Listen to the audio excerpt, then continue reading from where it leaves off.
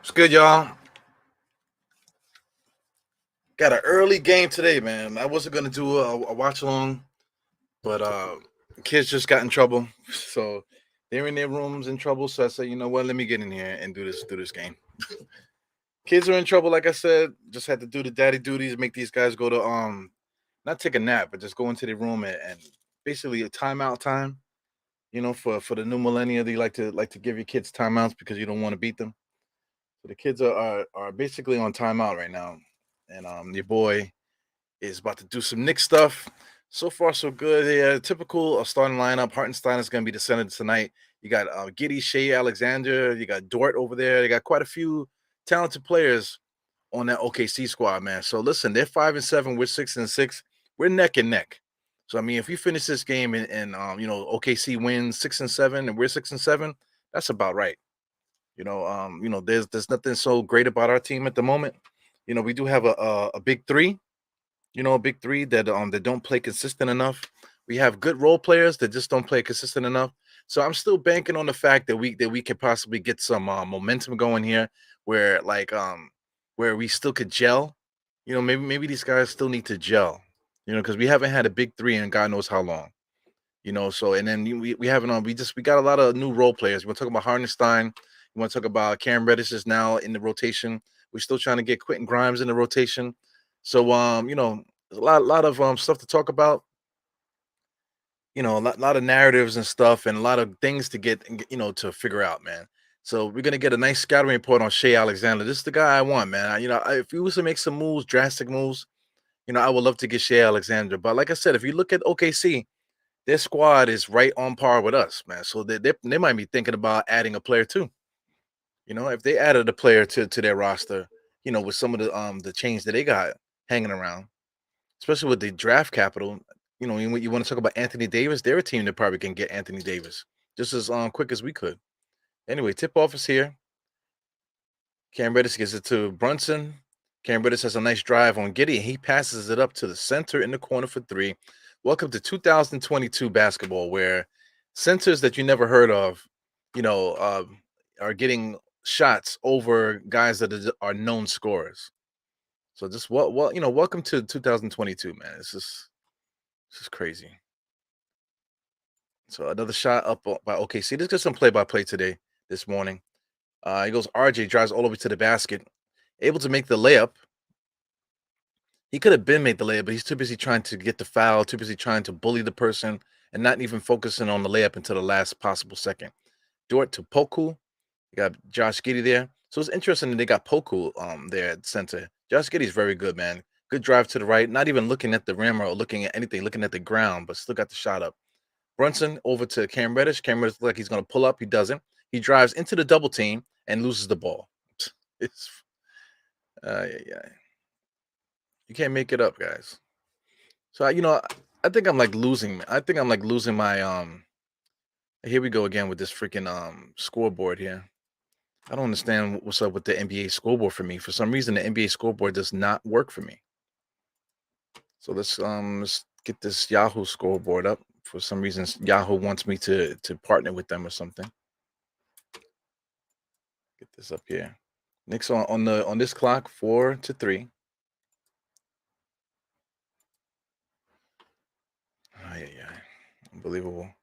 It's frustrating watching bad basketball, man. Like people can say what they want to say about anything in life, but when there's certain things that you look at it and it's just like, this is just bad. What can you do, man? So I'm 3-6 right now, 6-3 right now. All right, so spoiler, I'm at the 10:27 mark, so I'm a little bit behind. Hartenstein, where he is at the top of the key there, playing pity pad with Brunson. Brunson pulls up with a floater in the lane, no good. Here goes Poku pushing the ball up the court. Today's NBA, the center's running point there, dribbling stutter steps, and the point guard is guarding the center.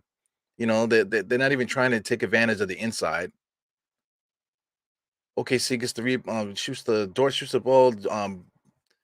Got a Randall with the rebound, dribbling up nice and slow. There goes Brunson, being guarded by Josh Giddey.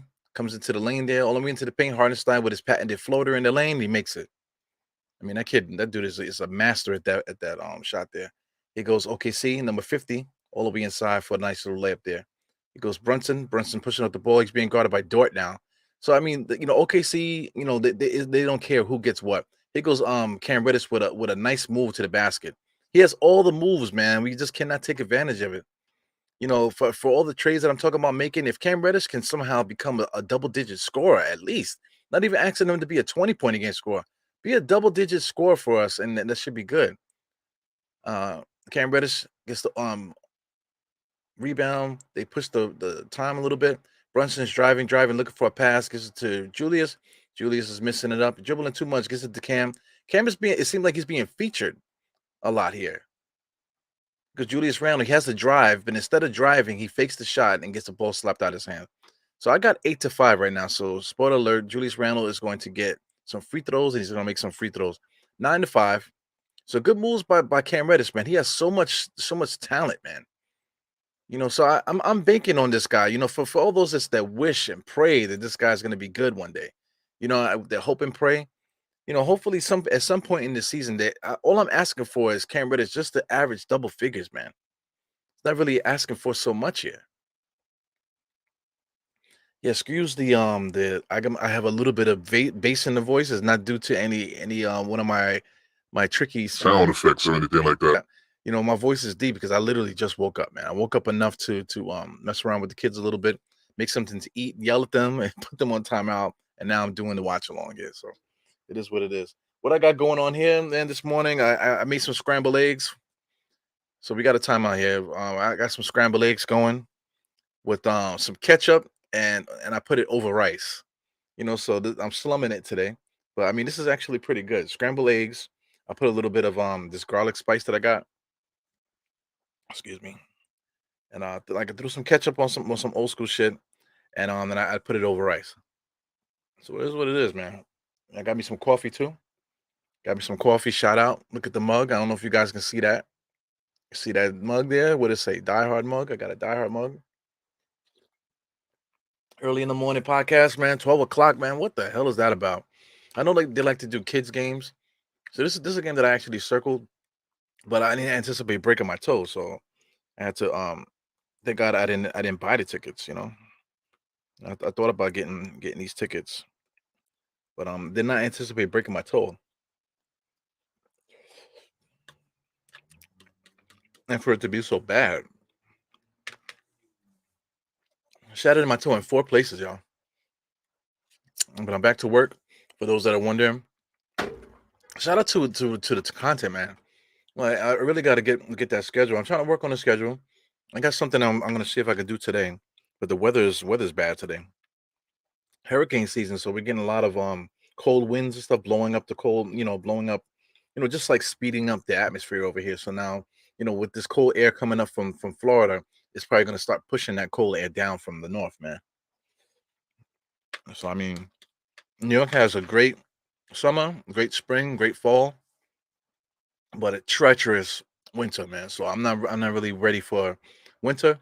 I enjoyed the summer. I didn't really have to do nothing all summer, but having to be out there in the winter, man, in this Northeast, not just New York. Shout out to Jarrell. Jarrell's out in Pennsylvania. You got Gerald McIver. Gerald E. McIver's down south.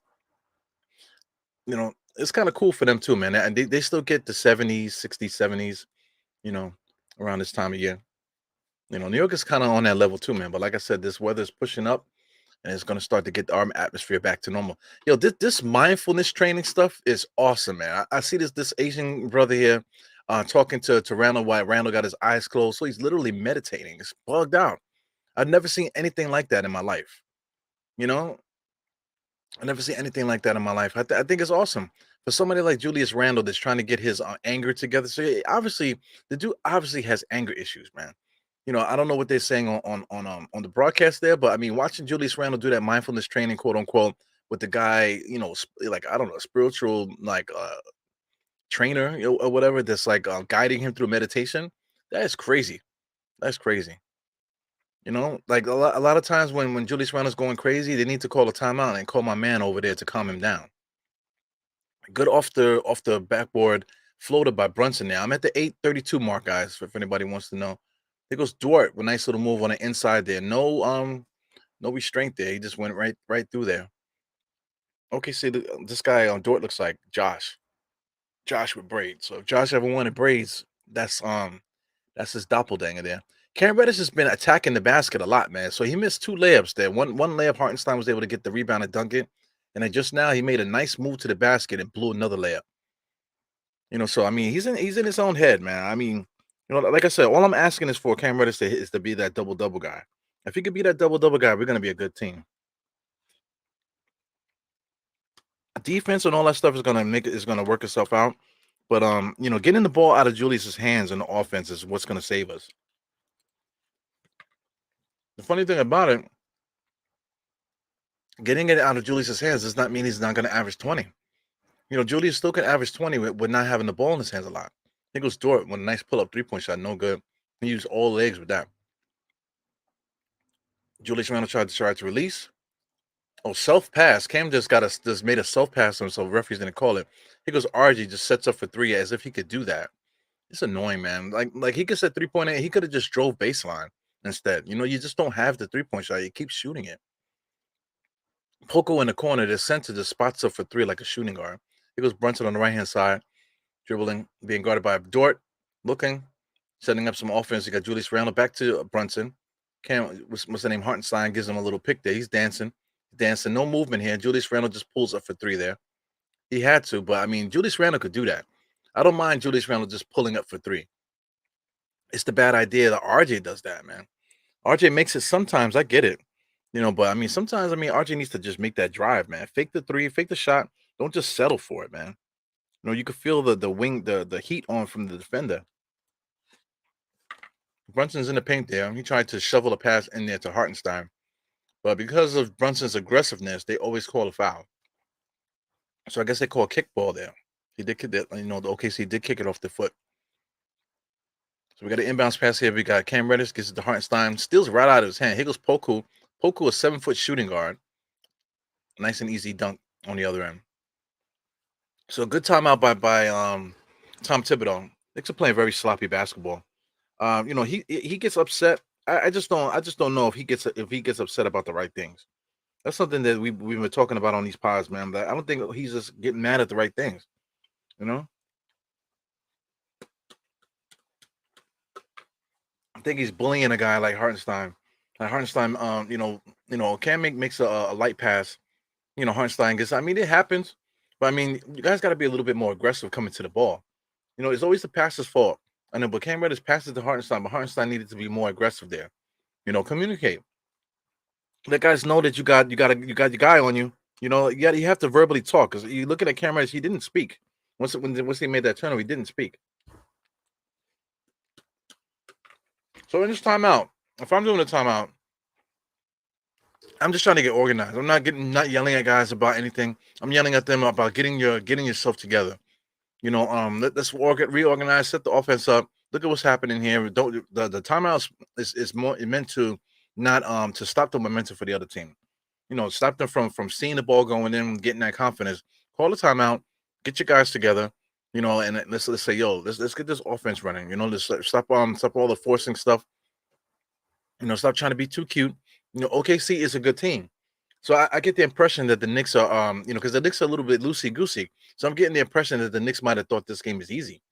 OKC is a losing team, 6-7. But I mean, like I said, comparison to the Knicks, they're very similar. There's one thing about OKC, even throughout the last few years, even with different coaching that they've had throughout the years, they've always been able to play hard. They never they just lack talent. They don't have no go-to talent. And also Shea's been hurt a lot. So Shea's there. Shea's playing today, and they also got Dort, and Giddey's also getting better too, man. So it's a lot of stuff going on with OKC. OKC and the Knicks are basically at the present moment are neck and neck with each other. So I hope that they didn't show up to this game thinking that this is going to be an easy one. And also, if anybody wants to know what I'm eating, I got some rice. I got some eggs. I got some rice, eggs, and some ketchup, man. Some old school Puerto Rican shit right here. Because For me, I literally just woke up. I woke up just enough to yell at the kids. Woke up just enough to punish them a little bit, and now I'm back in the room again, watching some TV. So that pass to Hartenstein, that's definitely miscommunication. As the passer Cam Reddish, he gave him the pass. He should have told him, "Watch your back." Here comes the defense behind you before he passed the ball. Just to give him a heads up. So here goes the Knicks, man. Hartenstein top of the key, looking for cutters. RJ looking for the pick. RJ's driving a little bit too much, right into a triple team, and he turns around. That turnaround jump shot, it should be butter, but he just doesn't make those. Compare it to guys like real scorers, like anybody, CP, PG-13, and just anybody, any All Star. Wow, look at Poku. Poco with a nice dribble move, but he was right at the rim. But his decision was to kick it back out to three. It's just a bad thing. Nice full court layup there by Brunson. Brunson's 6'1" and he's literally our best finisher, man. I don't know how he finishes on trees. Nobody can get to him. But that move by Poco was awesome, man. He goes Dort right to the basket. So this is OKC. OKC doesn't believe in our defense, and they're driving right on us every single time. He goes Hartenstein. Hartenstein looking for the drive, trying to get Cam Reddish. Cam Reddish was open. He goes Brunson on the inside. A lot of fakes. Pulls up with the left hand. So Brunson is kicking their ass right now, as point guards should do. Point guard's job is to run the offense, but if we have no offense, their job is to call their own number. So here we go. Nice steal by the Knicks there. Brunson looking around. Gives it to RJ. RJ drives right into a triple team again, and then shoots the ball off the glass. So RJ has no offensive awareness. He doesn't know what's a good shot. He doesn't know which is the good direction to get into. On the opposite end, Brunson knows exactly where to go. He knows where to go. He knows how to dance and prance. He's aware of who's around him at all times. He can get his shot off. RJ just can't do none of that stuff. He doesn't know, okay, if I drive this way, there's three defenders there. He doesn't have any court awareness of what he should be doing. So Brunson's playing good, and Tom Thibodeau says, hey, let's take him out. So we got Rose in there. Rose, nice shovel pass there on the inside to Hartenstein for a nice little layup. So I made I shitted on the decision of taking Brunson out. Brunson is playing good for Rose, but Rose comes in and makes a good play. Here goes Josh Giddey with a nice drive. Teardrop layup on the center. OKC doesn't care about our interior play right now. Here goes RJ. Give it to Hartenstein. Back to RJ. RJ drives in on one player. Nice little layup. So those are the drives that he needs to make. Nice hard drives all the way to the basket. Nothing cute. Always playing hard, aggressive, going right at the rim. So they call loose ball foul on Julius Randle. Julius Randle's always surprised at the shit that happens to him in his games, man. So yeah, so here we go. 23-18. Good basketball game so far. Nothing crazy. A lot of mistakes, but what I enjoy is these guys are playing basketball. Let's just play. Play aggressive, play hard, move the ball, and let's just have a good run, a good sweat. Early morning games are never fun, man, for anybody, especially a basketball player. You have your routines, but starting at 12 o'clock, man, for game, you used to playing games at 7 and stuff like that, 7 at night. So you have your routines and stuff to get yourself together. So it's not it's hard to get yourself together for games like this. He goes Rose with a full head of steam, pushing the ball up the court. This is the RJ. RJ goes around a Sims pick. Sims almost got caught for a moving screen there. Julius Randle's just going to pull up for three. Hits the front of the rim. Jericho Sims is in there, kung fu fighting there. Here goes Josh Giddey. Dribbling, gives it back out to Shea Gilgeous-Alexander. Drives on RJ like it's nothing. Still able to get to the basket there. He threw the ball right into number 8's chest, but number 8 wasn't ready for him. And, oh, my God. Oh, my God. The Rose alley-oop to Jericho Sims. My God, man. So, I mean, maybe it's a good idea. Maybe Tom Thibodeau told Derrick Rose to push the ball. But pushing the ball right now has gave the Knicks a little bit of energy here. Here goes Jericho Sims, man. That dunk is a highlight, man. Big time. Here goes Rose there. Takes a pick from Sims, and he just pulls up for three. He's going to make that. So here we go. Derrick Rose comes in there. I did not like the idea because Brunson had it going. But Derrick Rose has come in this game and, pushed the pace and took OKC by surprise. So excuse me, Mr. Tom Thibodeau, with your mid-game adjustments here. So the Knicks definitely picked up the pace here on the speed. Here goes Cam Reddish. Back to Julius. Julius is posting up from the three-point line all the way to the basket. Pumps Dort for no reason. but still able to get the shot to go down at the foul line. So that is a good shot. That is what Julius Randle should be doing. But as a left-hander, him spinning right and shooting with the left hand, it just to me it just not doesn't seem like a smart thing to do. OKC, wow, he just pulls up for three and he makes it. So Shea Gilgeous-Alexander got stopped. He dribbles back and kicks it out to their center, and he makes it three. Good defense by Shea, not fouling, but got RJ to push all the way to the corner. RJ makes it all the way to the basket with a shot to nowhere. Thank God Jericho Sims was there to clean that up, because that wasn't a pass. That looked like it was a shot. But Jericho Sims was able to get the ball to lay it up there. So I'm waiting for Tom Thibodeau to get mad at the one stupid mistake that Jericho makes after all the good play that he's had. Good play by Josh Giddey, pushing RJ out of the way and just laying it up right in front of him. Rose drive, looking for the pass there. Oh, beautiful pass.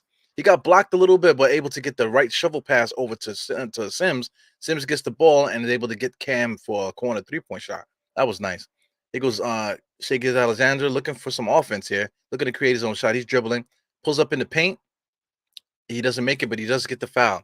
So there's one thing about OKC, man. Like Josh Giddey is really a point guard. Shea Gilgeous-Alexander is really a point guard. Dort is more than likely a point guard as well. So these guys approach the game like a point guard. These guys are big scorers too, but I mean they approach the game like a point guard. So they're looking to stop the bleeding. So they're able to get into the paint to create something just to stop the bleeding. So that's something that's good for the Knicks. But I mean good for OKC. But I mean that alley-oop play started by Rose. So I mean, good in-game adjustments. Brunson had it going, but I guess Tom Thibodeau saw that we needed to push the pace a little bit. So he got Rose out there. He called Rose first. Shout out to Quickly and Obi, because usually Quickly is the first guard to come in the game, but this time he chose to put Rose in there. So maybe they had a team meeting. They need to make an adjustments on how they substitute. I mean, right now is working. Derrick Rose pushing the pace, creating his own offense as well, pull up 3-pointers and stuff like that. So that's a big in-game adjustment there by Tom Thibodeau. So here we go. 2 minutes left in the game. Now we got everybody in there. So we got IQ, we got Sims in there, we got Rose. Cam is still out there though. Cam is playing good though. Nice good pass by Rose. So Rose came in here and he basically I don't know how much it was there, but he basically started to run all by himself as soon as Derrick Rose came in his game. So good look there to find Cam Reddish wide open and on the interior there. So I feel like the Knicks are making a point to try to get Cam Reddish involved in this game. Because I mean, Cam Reddish to me has been featured in this game a lot. Here goes Rose looking, got nice pick by Sims. Back to Obi, that's gonna be good. He just walked into that three. So Derrick Rose just came in there, and Knicks are just shooting the lights out right now. Shea Gilgeous-Alexander's driving here, nice little layup. He misses that. Here goes Sims with the rebound, kicks it out to Cam Reddish. Cam Reddish is going against three guys there. He stops. Look for your point guard. Okay, quickly gets it. Quickly fakes right, goes left. Teardrop, he makes it. So the Knicks got some good momentum here, 42-31. So OKC's calling a timeout. So man, this run has been started by Derrick Rose. Derrick Rose has only been in this game for 4 minutes, man. So within 4 minutes, we just completely took over this game a little bit here in the second quarter. Shout out to Derrick Rose in only 4 minutes. So I say this all the time, man. If the Knicks could go on a run, that's why I say halftime to crunch time. It usually starts around the 6-minute mark, where it gives the guys enough time to go on a run. 4 minutes. If you can't go on a run starting at the 5-minute mark, then you have no chance of winning games. So I mean, 4 minutes. The Knicks were able to get on a nice run in 4 minutes to kind of pop this game open a little bit. So I mean, that is what it is. It's good basketball. 4 assists in 4 minutes. He was able to get that pull-up 3-point shot. Gave Jericho Sims a superb dunk there. He was able to did he get the assist on the Obi Toppin 3-point shot? I believe he did. So I mean, Derrick Rose came in here like gangbusters, and with this bench unit, plus Cam Reddish. Cam Reddish got 11 minutes right now, 7 points, 2 rebounds, 2 assists, 1 steal. So I mean, he's getting close to being that double figure guy.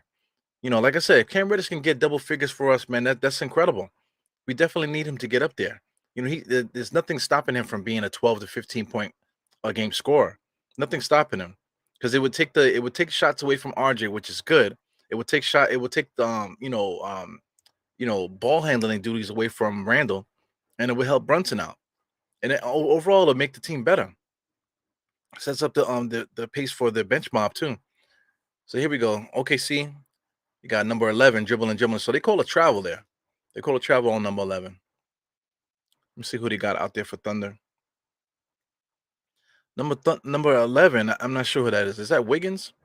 No, Wiggins is a different cat. I think that's K Williams. So I mean, OKC got a lot of good players that will actually be rotational players for other teams, but they have no rhyme or reason on how they play their guys, which is weird, man. They have a lot of guys that they deserve heavy minutes, but they just are not going to get them as long as they have all those young guys. He goes quickly, able to drive to the basket. Jericho Sims, instead of trying to force the dunk, he catches it, gathers himself, and jumps right back into it. So Knicks are playing good right now.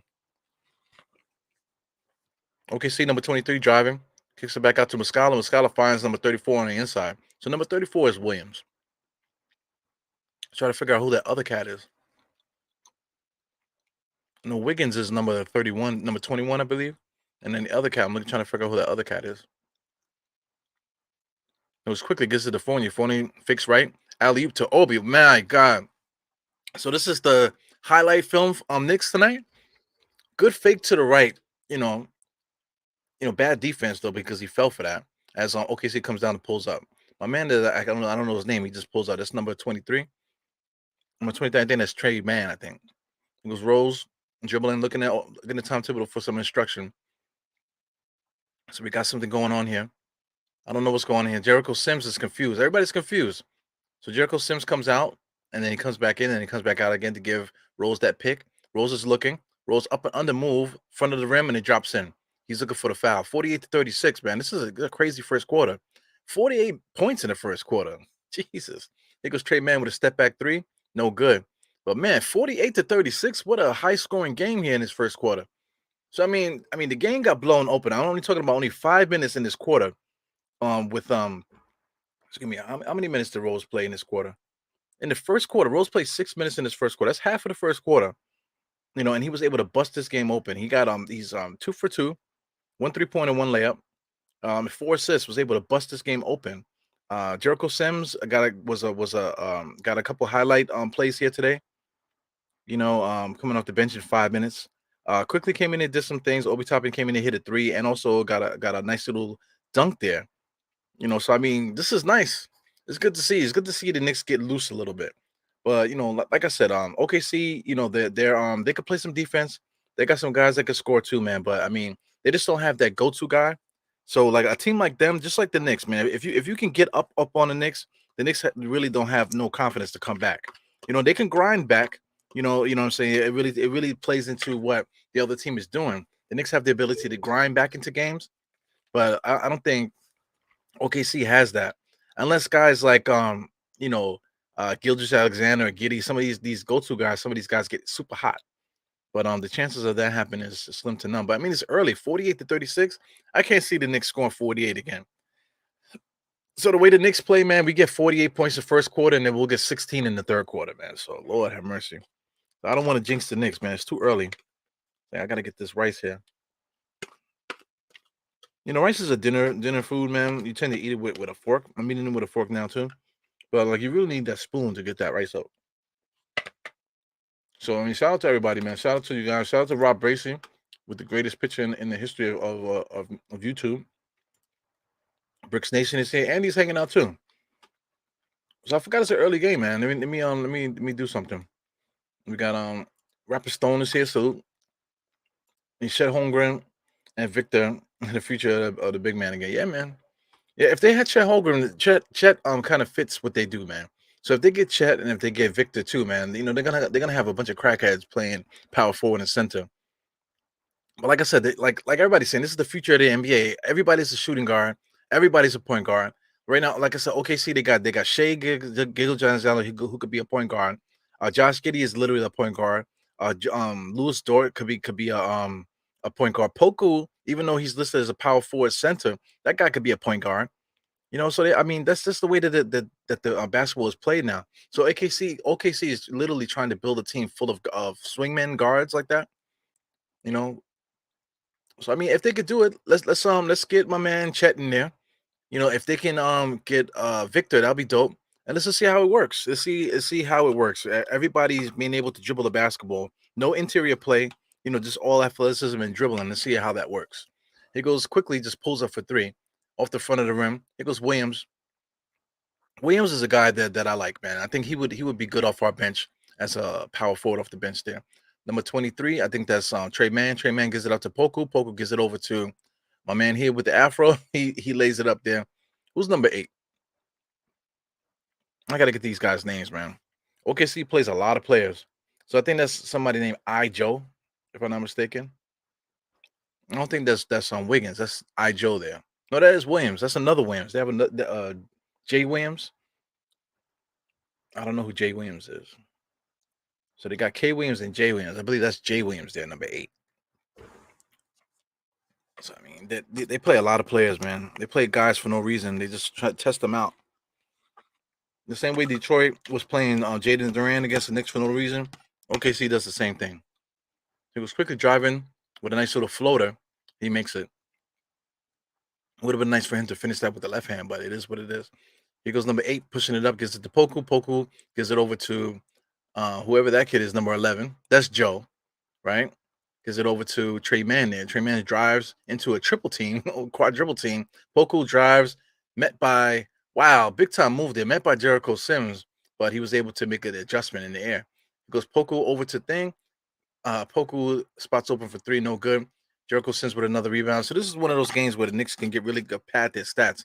Jericho Sims is one of those guys. OKC, look at Obi asking for the ball on a push and gets the ball snatched out of his hand by Trey Man.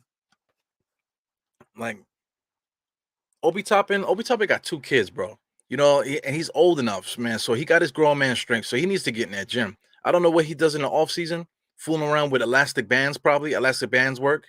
All those dunks that he does, that he pumps his feet, man. You ain't got no muscles. Look at that. After the dunk, now he does the pump. Yeah. I mean, my kids got more muscle tone than that freaking guy, man. You know, the evolution of his game, man. He's definitely gonna have to get stronger. Not much stronger. It's not about putting on weight. As the other Williams pulls up there, number 8. He goes, IQ just drives in there, shoots it with the left hand, which is the right play, but he blows the layup. But he was able to get the foul shot there. So yeah, man. Yeah, this is going to be a fun game to watch. You know, hopefully the Knicks can maintain this lead. It's only a 10-point lead. It's nothing crazy.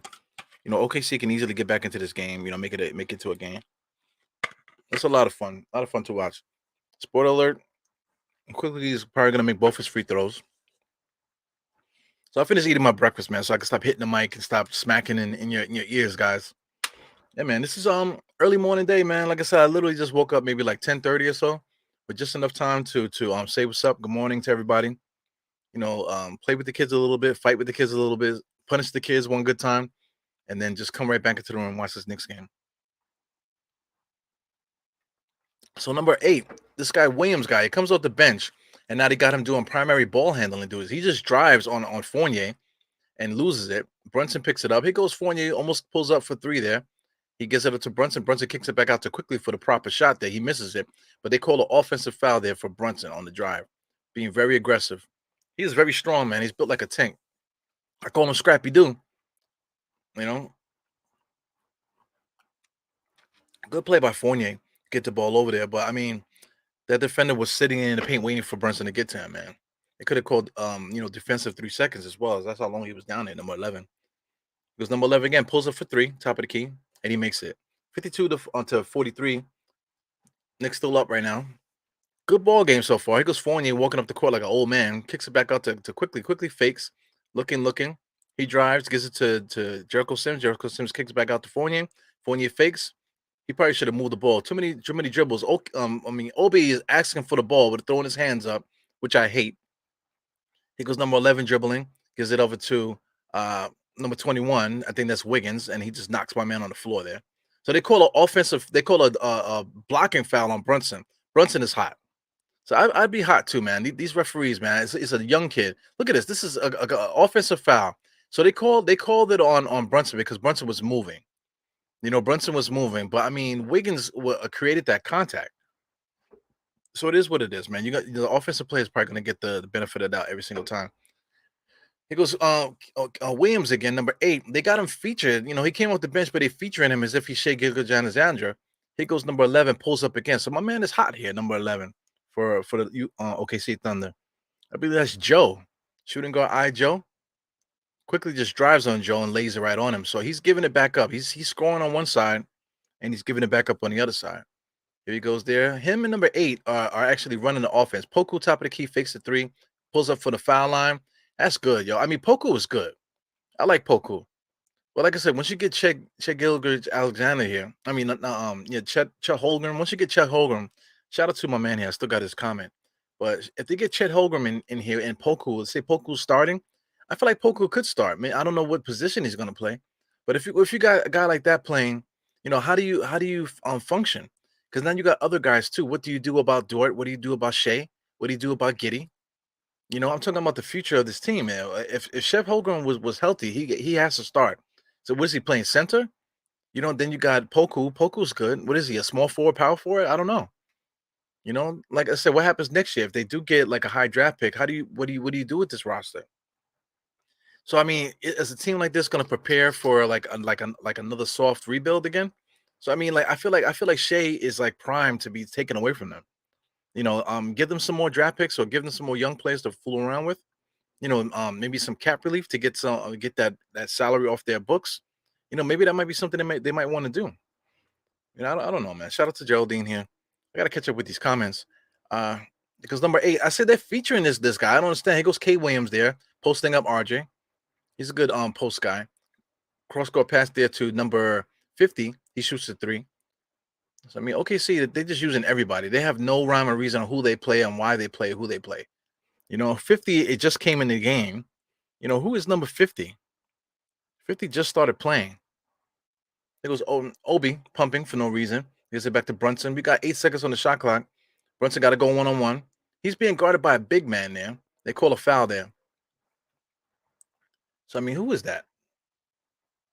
Okay, that's Robinson Earl. Robinson Earl actually was drafted by the Knicks and made his way to OKC. If I'm not mistaken, they got him listed as this guy Earl as being a Knick player. So he's a good player too. But I mean, OKC has no rhyme or reason how they do anything. They don't have no defense. Everything is just switching. They have no reason why they make substitutions. At the moment, basically everybody's averaging the same minutes, man. Like the Trey Man, according to this, only played 2 minutes. You got Joe play 5. Everybody's playing 6, 7, 8. There's a lot of guys. They use a lot of guys, man. They're playing like 12 guys deep. I don't know how they function that way. So 57 to 50, 7 minutes and 36 seconds left on my clock. Let me make sure this thing is keyed up. Yes, it is. I make the screen bigger so I can see better. You go Brunson, gives it to RJ. He should make that, and he blows it. All you got to do is disrupt RJ off his square an inch, and he's gonna blow it. So a 3-point shot comes off the rim, almost knocks Julius Randle's face off. He goes RJ, nice move to the basket. Look at that. He gets disrupted a little bit, and he has to kick it out to Fournier. So that's 2 shots there that RJ should have made. Any 20-point a game scored in the NBA would have scored both times. Now here we go. That 3-point shot they missed, and then Giddey makes a shot. So if that kid made that 3-point shot and then Giddey makes his other shot, now you're talking about a 5-0 run just like that off of 2 chippy shots that RJ should have made. That's my main fight with RJ, man. That's my main fight. He misses so many chippy layups and stuff that kills games for us, man. So I mean, just like that, OKC is now 57 to 52. We were up by a lot. So like I said, take away the 5 off of this 52, right? Take off the 5. Now you're talking about 47. Add 4 points. You're talking about 61. So it should be 61 to 48, but instead it's 57 to 52 off of 2 chippy layups that we should have made. It's crazy, man.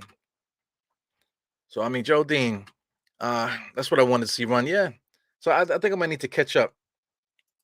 Evil the serial killer. Yeah, nah. No cereal, man. Like I said, I had eggs. I had eggs over rice with ketchup. Okay, a little bit of garlic powder that the garlic seasoning that I got. You know what I'm saying? So it is what it is, man. So here it goes on, Kareem. Hit the damn the like button. Yeah, man. So for those that tune in here, most of the people that tune in here are regulars that always pop in here and hang out and stuff. So listen, man. Since you guys are regulars, I really need some feedback, man. Feedback on how I can improve the stream and stuff like that. I have some ideas of what I need to do, but I mean, like I said, today is a lazy day. I woke up late, early game. I didn't even get a chance to do half the shit I wanted to do today because I woke up at like 10:30.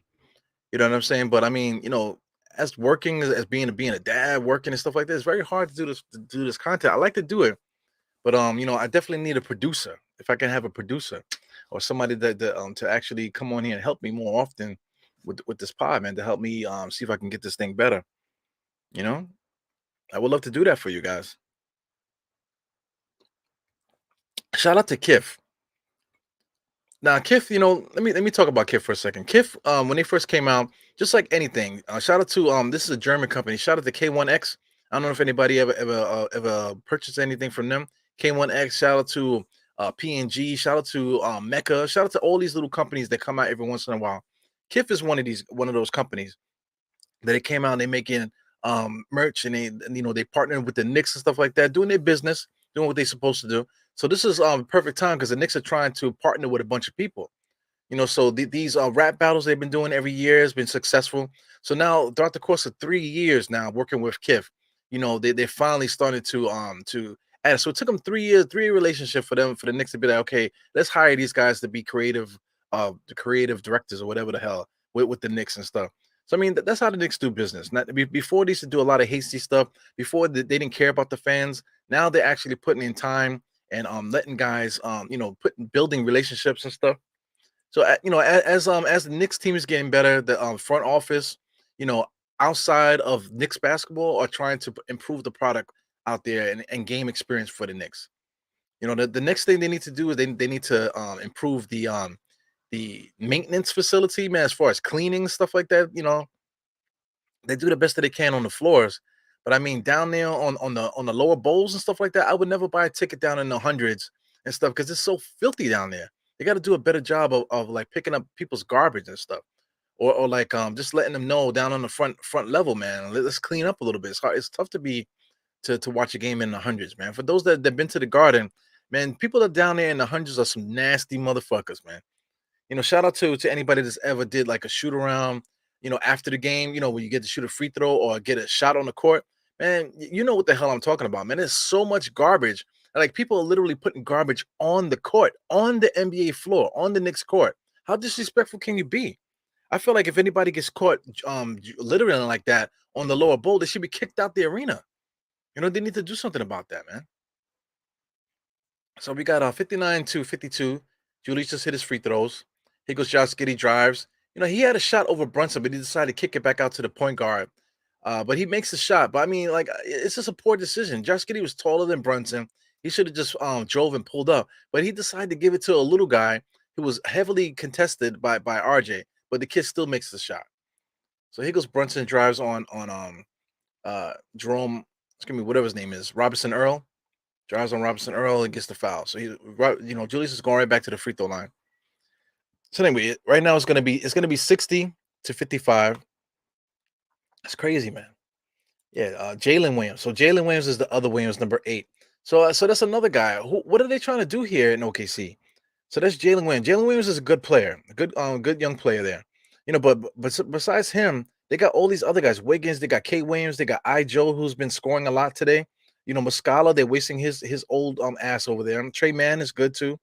Dort, Robinson Earl is good. Shea Apoku, all these guys are good. So I mean, they can't possibly run. Look at this: 1, 2, 3, 4, 5, 6, 7, 8, 9, 10, 11. I mean, damn near 12-man rotation. They can't run a 12-man rotation like this. And this just in the manner in which they're rotating. So like if the second unit got it going, what do? You take them out, just to put the other guys in. He goes Shea again, wasting his time, kicks it out to Earl. Robinson Earl makes a 3. So I mean, they got a lot of good players on this team, man. Like Robinson Earl will be great as a backup power forward for us. In our rotation. He goes RJ going against number 50. He just throws the pass in there. You triple team for Hartenstein. What do you expect? Just like RJ has no offensive awareness. He has like RJ has no offensive awareness. I don't care what nobody says, man. He's a horrible offensive player. So now we got Quentin Grimes in the game. Lord have mercy. Quentin Grimes, wide open. He fakes and drives. He knows what to do. He should have shot that layup, but he kicks it out to Julius. So that's garbage, man. All those movements, man. He had a layup, and he decided to shovel it over to Julius Randle. He had a damn layup. He could say like Alexandra, another step back 3-point shot. So here we go. OKC done tied the game. I mean, this is like in the beginning, I was saying it was a good offensive game, but now look at this, man. There's a lot of these stupid ass plays It doesn't make any sense. He goes Quentin Grimes again. Fake gives it over to RJ. Is he gonna make that? He misses it. He doesn't even fight for his rebound. It comes right back to him. They snatch it out of his hands. He's looking for the referee to help him out. You know, like how about be strong? Stop being a bitch. He gets a steal there. Looking to gets it to Brunson. Brunson dribbling. Looking to get the ball to he should have gave it to Randall. He was open. I don't know how he got the ball to Grimes. Now he goes Randall dribbling. Number 11 is guarding him, and he's not able to score. Number 11 is a shooting guard, for Christ's sake. But and Julius Randle's not able to score. So here we go. Here we go with this bullshit. The first quarter we scored 48 points, and now we get to this point where guys don't know how to play offense. Josh Giddey just walks us down, goes right over the top of Brunson and scores. He goes to Knicks here. Brunson is dribbling to the left hand side. He drives here. He goes into a double team, triple team, quadruple team. Grimes wide open for three. He misses it. Hartenstein gets the rebound, and they call a foul. Loose ball foul on Dort, who was underneath Hartenstein.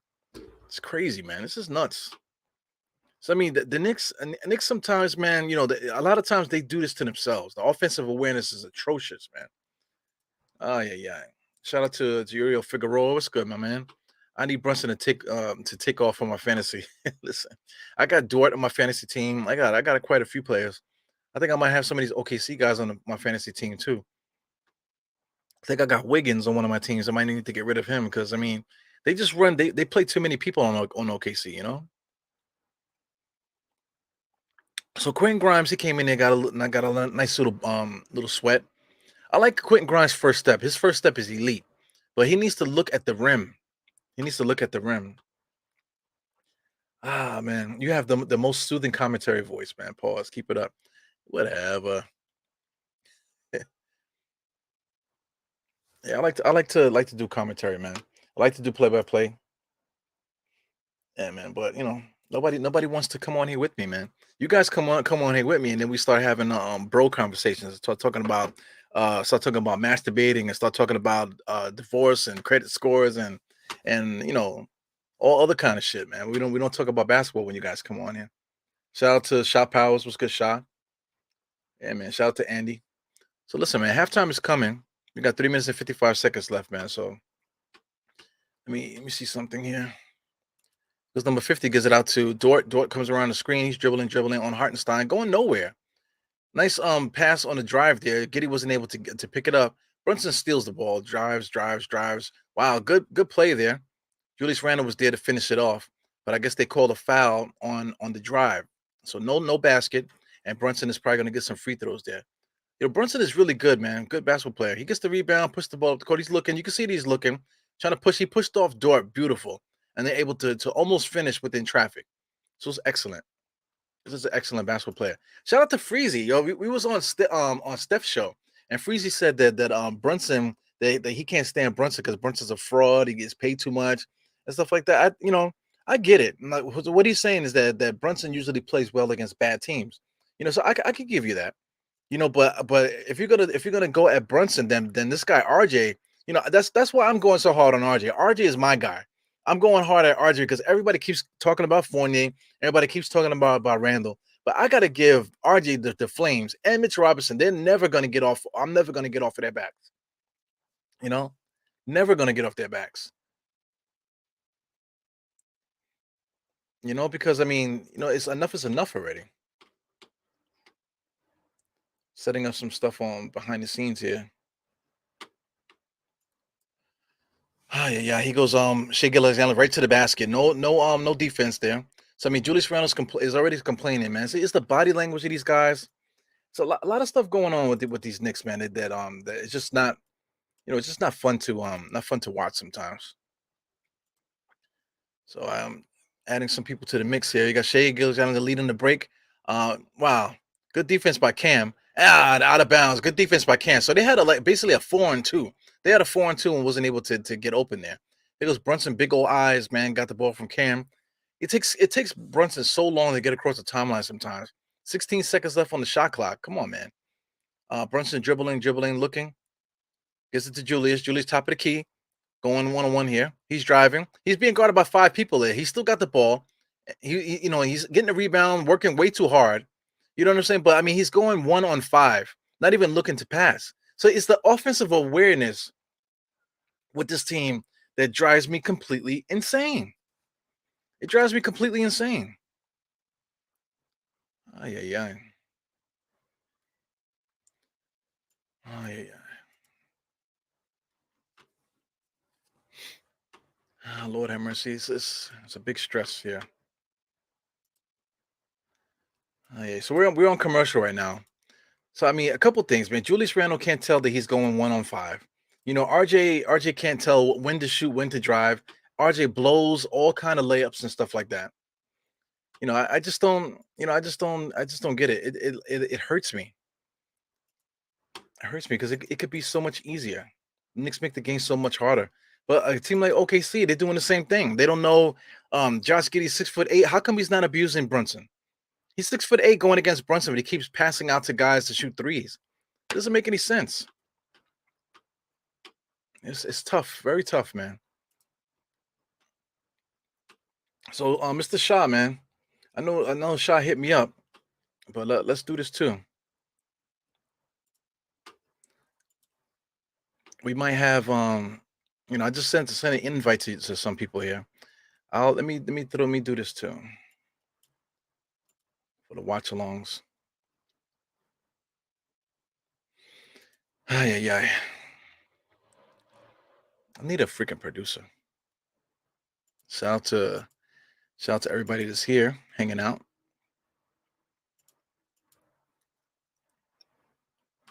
Yeah, so I can't find you, mister. I can't find you. Where is you? Where is you? So I guess you're not there. So I'm doing some talking here by myself. Bear with me. We're at a timeout. Bear with me. Halftime report is coming. 2 minutes and 40 seconds. Halftime report is coming. So bear with me. I'm trying to figure some shit out here. What the hell did I do with that thing? With the thing? Lord help me. Trying to work on some stuff behind the scenes here. It's not really helping me out here. Bear with me. What's the Evergreen said I had a nice soothing commentary voice. So let me just break it down a little bit for the ladies. Hey ladies, how you doing? This is your boy Ebru doing the play-by-play for the Knicks. You know, hopefully I'm not making you. All right, let me chill out. I almost took it to the next level, but it's only 12 o'clock. It's only early in the afternoon. There's no time for this. No time for the nonsense, Mister Ebru. Maybe if we were playing at 8, or 7 or 9, maybe next week when the next few games when we start playing Phoenix and guys like that. Yeah, man. So I can't find a motherfucker. So anyway, whatever I'm trying to do here, I can't do it. So I'll make an attempt. I'll make an attempt a little bit later. But let's get back into the play-by-play. With the score up a little higher, 68-68. The Knicks, I got to tell you, the Knicks were up 48 points in the first quarter. We scored 48 points, man. So that tells you right there, 48 points. We only scored 20 in the second quarter. So that's typical Knicks basketball, man. Yeah, shout out to all you guys here. Setting up for the Giants. You're popping soon. I got you. Yeah, so I'll pop on the Giants too, man, after this game because I mean the Giants start at 1, so the Giants about to start now, and they should be at halftime. They should be at halftime like around 2:30 or so. So the Knicks will be over by that time. So I'll jump on the diehard Giants afterwards. So shout out to anybody that likes the Giants. We do diehard Giants on Jarrell's channel. So we've been promoting it as diehard brothers doing collabs. You also got Andy on that show, and Steph also pops on our show. Steph from Dope Soul Sports, she pops on there too. So it's a good hangout. It's a bunch of guys hanging out, and the lady watching some football. So that's dope. Josh Giddey dribbling, kicks it out to number 21. Cam Reddish, I don't know who he was guarding. That's annoying too. Guys in the corner, what is he doing in the corner? You gotta play up on the shooter. They're not looking to go base back door anymore. You gotta stay up on the shooters. Here goes Brunson dribbling, being double teamed. Gives it to Cam Reddish. Cam Reddish splits the defense, drives in there, double pumps, shot. Not a good shot attempt. Not a good shot attempt there. Here goes Josh Giddey dribbling again. Oh my God, Josh Giddey almost got called for a travel. Then he didn't pull his hand up. You're allowed to dribble over your head, but you're not allowed to dribble like this. So it's all good. Shea, 9 seconds left on the shot clock. He's going to create his own shot. Spin towards the basket. He pulls up. No good. Hartenstein, good rebound there. Pushes off on number 24. Here goes RJ. Gives the ball to RJ. RJ dribbling the ball up the court. He got on some ices, lemon ices. What the fuck, RJ? So RJ just drives and then he spins and then just collapses. And it leads to a fast break layup. Now, this is what I'm talking about. Like I say it every game, man. What was RJ doing just now? RJ drove to the basket to nowhere, spin, and then fell. And then the OKC just scores on a fast break on us. Lord have mercy. But we're gonna keep talking about give RJ more shots and trade Julius Randle so Obi Toppin can play more. Man, it is ridiculous, man. NYC B-ball, what you talking about? Scouting report of the Knicks just rained threes. Scouting report of the Knicks is, man, listen, they'll let RJ dribble off his feet and push the ball because the Knicks cannot stop you. Look at RJ. RJ can't play defense. He just got hit by Shea Alexandra. He's looking for somebody to save him. Referees, come on, man. I got hit in the mouth, man. That's an offensive foul. You know? Man, RJ sucks. Look at that. RJ sucks. He got hit in the face. You did that to yourself, sir. RJ sucks, guys. RJ sucks. Yeah, Giants started at 1 today. Definitely started at 1. So they should be like 2 minutes into the game about now. Yeah, man. Shout out to my bro law. RJ is trash, bro. We were just talking about that yesterday. RJ is a bum, man. You know, for everyone, you know, I keep saying, like, we could get some, what do you call, some chemistry, some what do you call, gelling. We still got some gelling to do. But RJ isn't the one that needs to gel. This is his team. Yeah, at this point of the game right now, this is RJ's team. RJ been here for 4 years. This is RJ's team. You know, he's got paid and everything. So, I mean, this is his team. RJ is fucking trash, man. He goes quickly driving, full head of steam, right into a triple team. Gives it back up to Julius Randle, being guarded by Williams there. Williams is good. You know, like I said, they don't have him starting. They had him coming off the bench. Hartenstein with a corner three-point shot, he makes it. You can see that. He let it. He said bye-bye to the shot. You know, so you could tell that was going in there. So, I mean, Shea's getting some direction there from the court. I mean, it was almost a backcourt violation there. Shea almost got caught double dribbling, too. He touched the ball with 2 hands just now, it looked like. Number 21 drives on quickly, kicks it out to the shooter. The shooter's always open. Josh Giddey, another three-point shot. How are these shooters getting the ball? Julius Randle was standing right there. Whoever was guarding him left him, and then Julius Randle had to recover. Here goes Cam with a half-court shot here to get it up. That might have been Cam's best shot of the game, that half-court shot. Lord have mercy, man. So this is frustrating. This is very frustrating with the Knicks halftime report. So anyway, shout out to my bro Law, man. I keep getting on you, man. I would like you to get on the show with me, man. You should have been on here back in here in 2018 when I first started it. You should have been sitting here with me, man, because we literally had a podcast sitting in your parents' room yesterday. You know, so I mean, you know, I keep getting the heat on you, man. So I mean, you know, you should have been doing it since 2018 with me. You know, so I mean, the door is always open if you wanna do it one day. But anyway, listen, Almighty Finesse, he said garbage. You realize these are elite players and elite athletes. You can't do what they can do. See, Almighty Finesse is fucking with me because somebody popped in here and said the same thing, and I freaking lost it. So you guys like it. I mean, even though Geraldine said I got a nice, sultry, soothing voice, man, you guys want to see me lose my shit every game, man. I can't do that every game. You know what I'm saying? I got pills for that. You know what I'm saying? I got pills to keep myself under control. You know what I'm saying? I can't be losing my mind every game, guys. You know, you guys are some sick motherfuckers. You know, shout out to the toxic Twitter. Let's talk about toxic Twitter. People on toxic Twitter, they're crazy. These people are literally insane. They need to get some of these pills that I got to get themselves together. You know what I'm saying? Because I mean, it's like too much yelling and screaming, too much arguing. All these videos, every time you see that, everybody got their eyes like this, or they got like this, or whatever. They're freaking tweaking. These guys are not healthy people. Then if you pop into Twitter Spaces. Sometimes I pop in there, but every time I pop in there, if somebody notices me, they pull me up so I can start talking. I don't want to talk in these Twitter Spaces because I'm going to invite these guys to the hot dog stand, and I don't want to do that. I'm too old for that. I'm too old. I got my kids are too little and stuff like that for me to be getting into those type of beefs and stuff. And like I said, I joke around about it, but this is absolutely true. Anybody that I would call to come get your ass, you know, in like a fight per se, or for us to you know, whatever you want to say. My guys are like 50 years old now, you know. So why am I calling guys that are 50 years old to come fight for me? You know, and what are they going to send their grandkids out to come get you? Like that conversation is just like is over with now. So I'm old.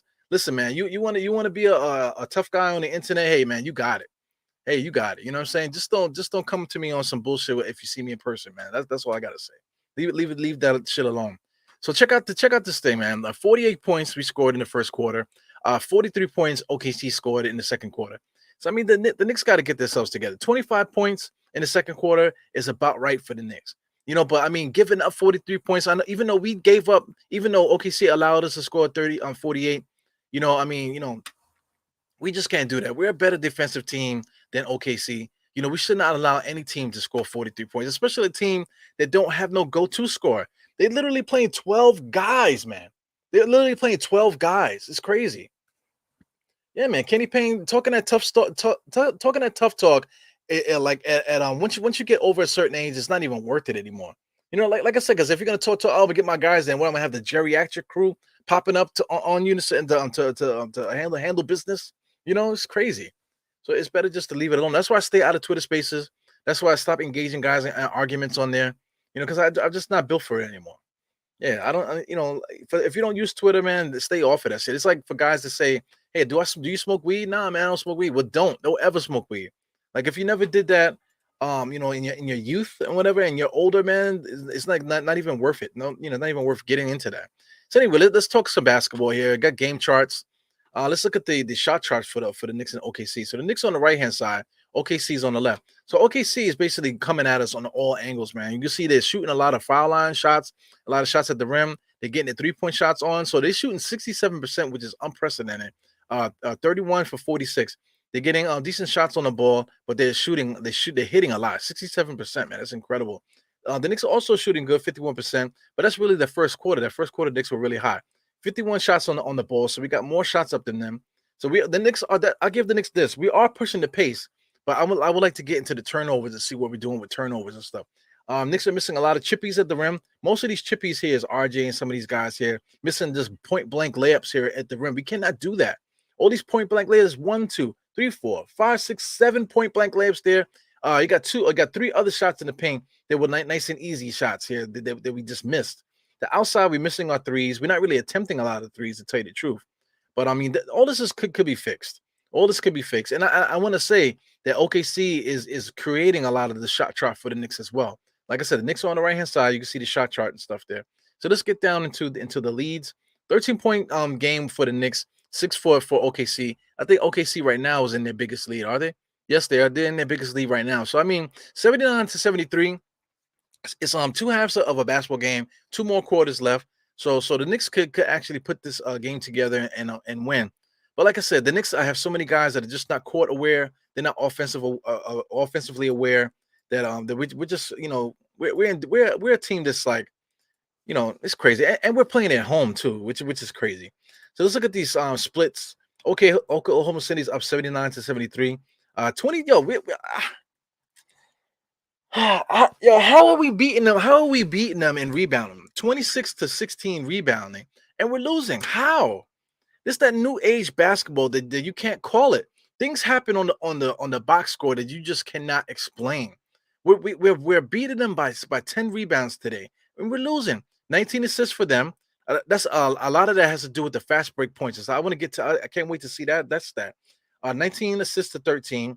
Steals is 6 and 6. Blocks is 3. They got 3 blocks. We have no blocks. They just driving on us at will. We have nobody on the inside that's going to stop anything. Hartenstein's supposed to be that guy, but he's not like a shot blocker like Mitch. But I mean, aside from that, the Knicks got to do a better job of stopping the penetration.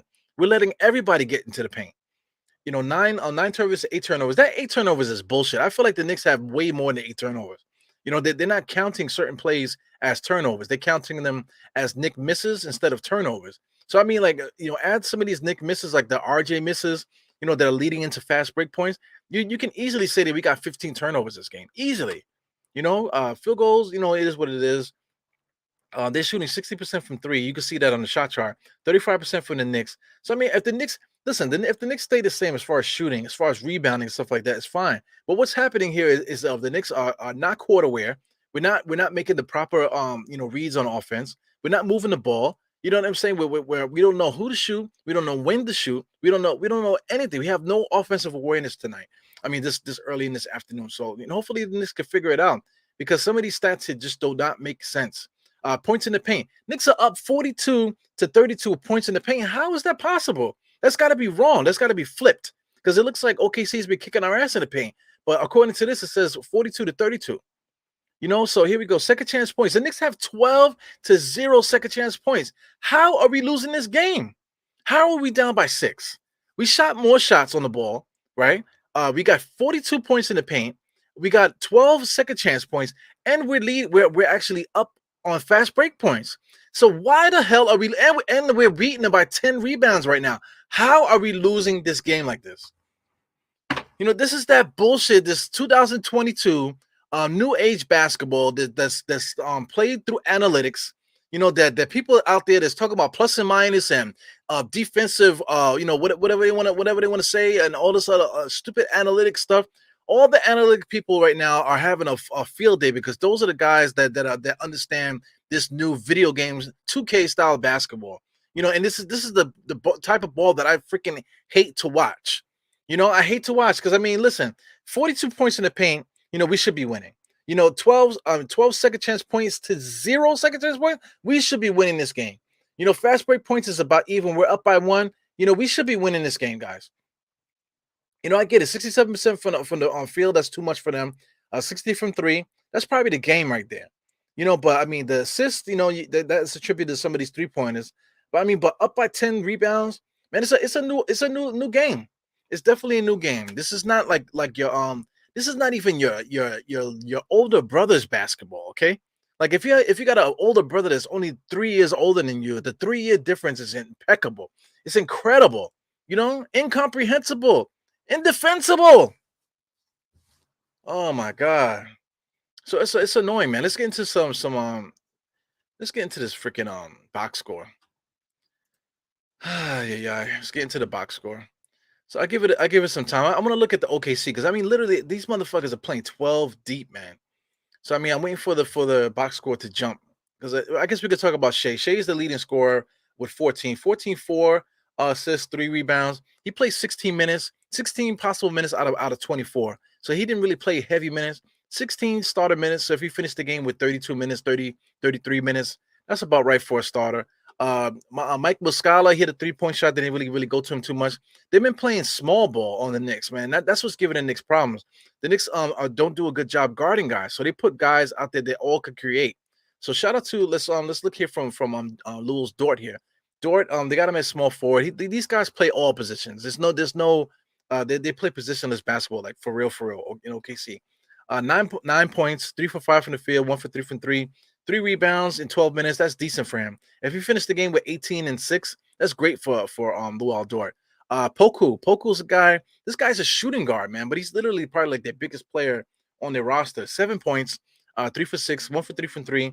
And the rest of the stats are basically it's like he's Fournier. Alexei Poku plays like Fournier, for Christ's sake. Let me see how tall Poku is. So they got Poku listed at 7 feet. This guy looks like he smokes crack. He looks like he's a heroin addict. 20 years old, 7 feet, 210 pounds. I outweigh Poku by 30 pounds, bro. I outweigh Poku by 30 pounds. He's 7 feet tall. That is crazy. So I could push him off the block. Okay.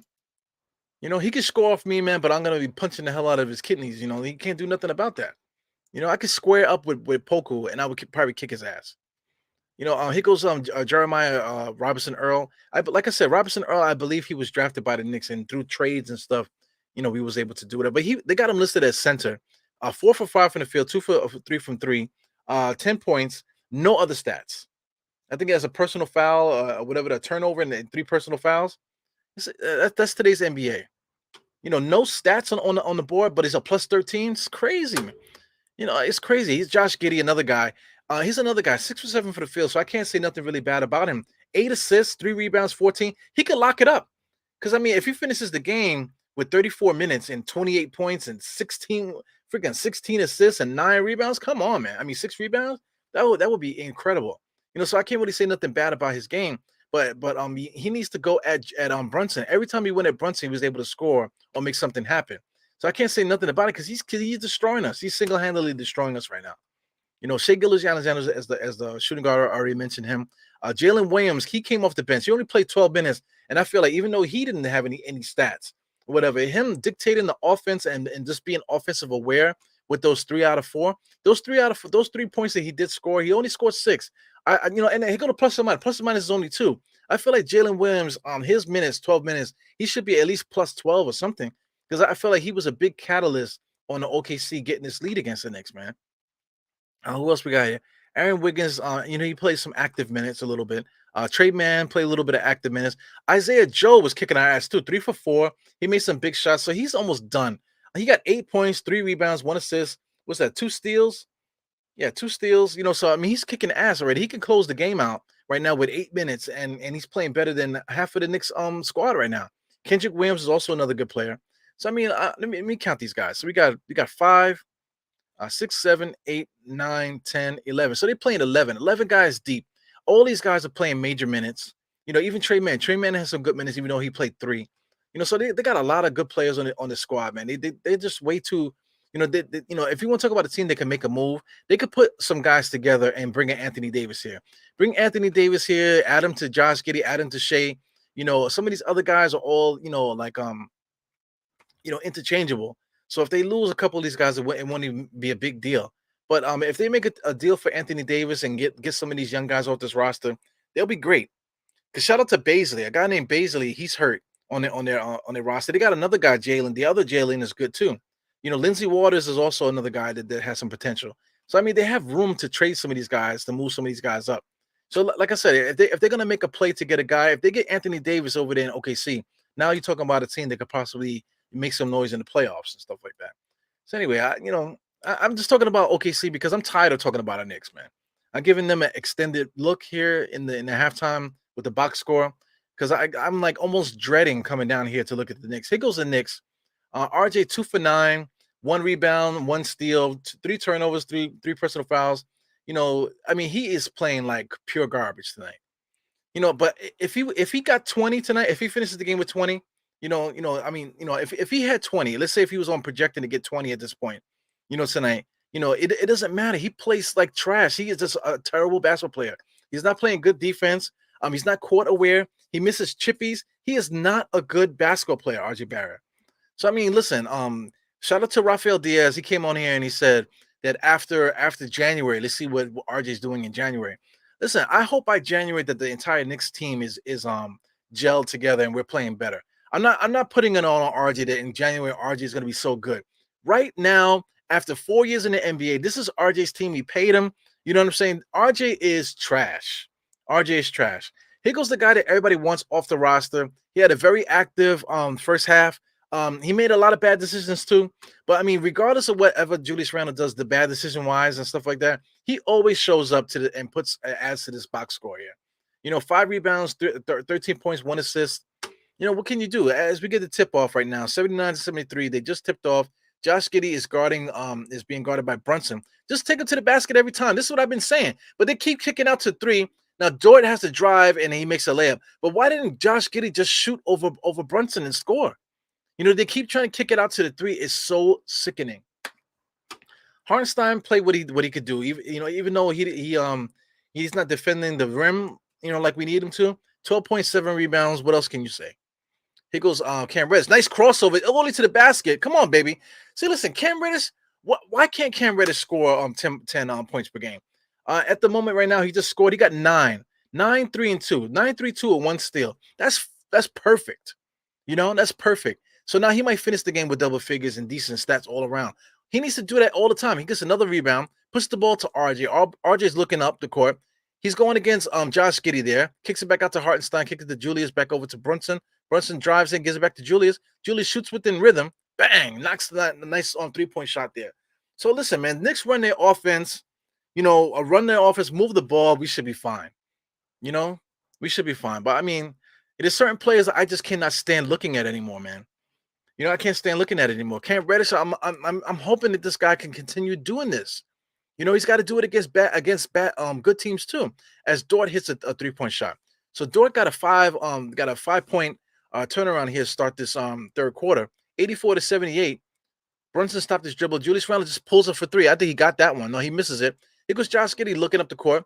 Josh Giddey is their point guard right now. Brunson is coming over to the block. He gets it over to Dort. So I mean, listen, man, Dort driving on Julius Randle, that's not a good idea. And Julius Randle had his back to him, and they still called a foul. Oh my God. Jericho Sims gave us some good minutes coming off the bench with Rose, in that second unit. You know what I'm saying? So I mean, shout out to Tom Thibodeau, who did a great job making a substitution in that first quarter to get the lead back up. But he didn't really stop the bleeding at the end of that second quarter to get these guys back popping. Because us pushing the pace with Derrick Rose, Jericho Sims, Obi, that was the move there. We should have done more with that, pushing the pace. Evan Fournier, people keep talking about him, man. 6 minutes, man. What the hell you want to do? 6 minutes off the bench. Quentin Grimes came in there, made some quick drives and not even looking at the rim. So, I mean, the answer is coming, guys. The answer is coming. I feel like the Knicks need to make a trade, too. We need to make a trade to get another player in here. I'm done with RJ. I'm just done with RJ. Trade him, let him go to another team and do well on another team. I'm over it already. Here goes Brunson, able to get all the way to the basket there. Our best player. Shai Gilgeous-Alexander all the way to the basket, goes straight to the basket, right at RJ, because RJ ain't shit. Nobody's afraid of RJ. RJ is not a good defender. He was guarding our best player last year. Everybody gives him such a benefit of the doubt. This year, what's going on with him? Does he have a knee injury? I'm looking at RJ. I think he got knee injuries, man. I think he might be too heavy. He might be putting too much stress on his knees.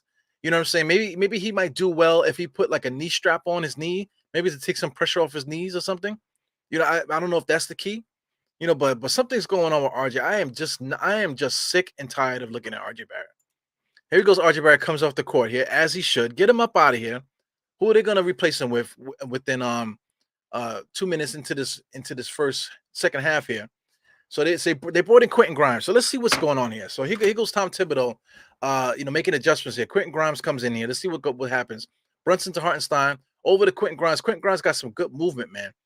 Brunson looking, stop this dribble. He should have gave it to Quentin. He should have gave it to Quentin. Quentin was open, but he shoveled past on the inside for RJ to get the free throw. So that might be a good idea to get maybe if they are they giving him foul shots?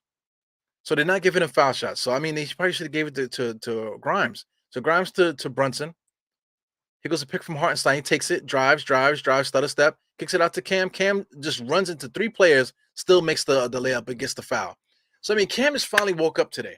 So Cam is playing well. So I mean, I'm so aggravated. I'm just looking at this. When Cam Reddish is playing well, getting to the basket, being able to drive and contribute like this, he's contributing to the box score overall. So if Cam Reddish is doing this the way that he's doing it, I would rather have him on the court, and I would rather trade RJ and get somebody else here, man. I would love to trade RJ and somebody else, and maybe possibly to get another rotational player that's better. That we can add to this roster to make the team better, man. I am sick of it. I'm sick of watching horrible basketball. Julius Randle is guarding the freaking guard at the top of the key. Look at this steal by Cam Reddish. RJ doesn't do that. Here he goes all the way to the basket. Nice finish, and he makes the finish, man. This is what we need. This is what we need. Like I wish Cam Reddish will wake up, man. This is what we need out of him. RJ's not that guy. He goes Shai Gilgeous-Alexander pacing himself. Goes up under, they call the offensive foul, which was kind of wishy-washy, but I mean, it is what it is. He went up underneath and came up. So I mean, he's trying to get the foul call. So good offensive play by Shai. Yo, man, get RJ out of here. I do not want RJ on his team anymore. He goes Quentin Grimes, gives it back to Brunson. He drives. Grimes is ready. Grimes looks ready. He gets it to Grimes. Grimes pulls up for three. Knock it down, baby. No, he misses it. All right, look at Julius. Julius is able to get rebounds in traffic, bro. They call it offensive foul. He's being guarded by three players. He called it offensive foul. These refs, they just want to be famous, But listen, I'm sorry if you guys don't agree, but I'm watching this game today, and I feel like the stuff that I'm watching, I can see. I feel like I can see something positive happening when Julius Randle. I mean, not Julius. When RJ gets 30 points, I don't see it. I don't feel like wow, yeah, 30 points. I have to look at the box score. Oh shit, he got 30 points. You know what I'm saying? Do I remember anything? Did he put his will on the game? Was it 30 points where he put us on his back? No, it's just 30 points. Okay, today I got 30 points. Oh, tomorrow I got 5 points. Oh, tomorrow the next day I got 12. Oh, the next day I got 25. Like it's the same game. If RJ has 12 points to 29 points to 30 points, what is the difference? What is the difference with RJ's contribution to this game, whether he has 30 points or 12? What is the difference of those two games? Please tell me, because it doesn't impact winning. If he gets 30, it doesn't automatically mean that we're gonna win. If he gets 27, it doesn't mean that he put us on his back and did that. You know what I'm saying? I am so sick of it. I'm so sick of it. Shout out to everybody that was taking a look at this halftime report, man. I didn't really pay attention. I was going in, and I was in my right now I'm in my feelings. Right now I'm in my feelings because I can see I love basketball.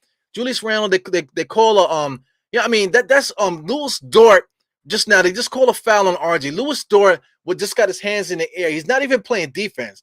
You know what I'm saying? So he gets just because Randall is more aggressive and Dort is being a bitch and he gets hit with an elbow because he's just playing defense like this on the inside. That shit. Wait a second. Don't tell me they're gonna call something on Julius. It's just a normal basketball offensive foul. Oh, I thought they was gonna give him a freaking technical foul. I thought they was gonna give Julius Randle a technical foul. Man, this NBA game is a bunch of pussies that call the game, a bunch of pussies that run the league. Number one, bunch of pussies that call the game, bunch of pussies that play the game. You know what I'm saying? And not to mention, I could throw a lot of fans in here. That are all beautifully put together in one beautiful mix. Unbelievable, man. Yo, hey, look, let's throw Andy in here, man. I need to calm myself down, bro. What's going on, Andy? What up, Hero, bro? Chilling, man. I don't think you're gonna, hear something calm from me. But listen, I'm fucking cursing right now. So I mean, it's too early in the afternoon for that, man. Am I off base here with this RJ stuff that I'm talking about? Am I off base? Hero, I didn't hear from the halftime where you were talking about RJ, but I told you in the chat, if you ask me about RJ's defense, bro, I don't know if fans are ready to hear it. Yo, what about his offense? Because I see you behind still. I see you're behind on the stream. Well, no, this is Yahoo. Yahoo's looking. is just they don't really do a good job with this system. Oh, okay. So you watching the game live, right? But Yahoo. Yeah, let me tell you where I'm at now.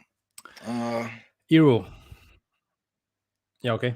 8 minutes and 22 seconds. I'm at. I'm 8. Yeah, exactly. 8 and 22. Hero. And look, I'm watching. My eyes are straight to the camera.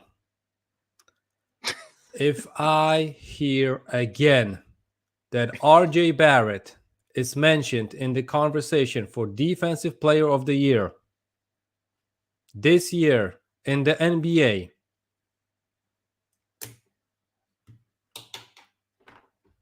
yeah, I get you, man. Bro. Yeah, I'm I over don't it. even want to hear that sentence, bro. RJ and defense might be too much in one sentence for me. I'm over it, man. I'm over RJ overall. I'm over it already. And I can't believe fans were telling me that Fournier is a crappy defender. Bro, I bet you RJ lost more points on the Knicks this season. Like more players from the opposition scored more points on RJ than they did on Fournier. $100. You got it now. I believe you. Yeah, I'm gonna say 3 games ago, Fournier was our best defender, our best perimeter defender. Like 3 games ago, I forgot who we played, but he was playing superb defense. Like 3 games ago. And so far this year he's been playing adequate defense. RJ's been completely. I feel like RJ hit his knees. Something's going on with his knees. He's got to be hurt or something. Because he's not contributing. I mean, like bro, I was making the point. Knees. He got wooden knees, bro. Yeah. I can't call it, man. He has the G.I. Joe knees. You know what I'm saying? If you're moving too much, they break easily, man. I feel like that's what's going on. Yeah. And listen, I knew that RJ was slow-footed. Maybe not as slow-footed as Fournier.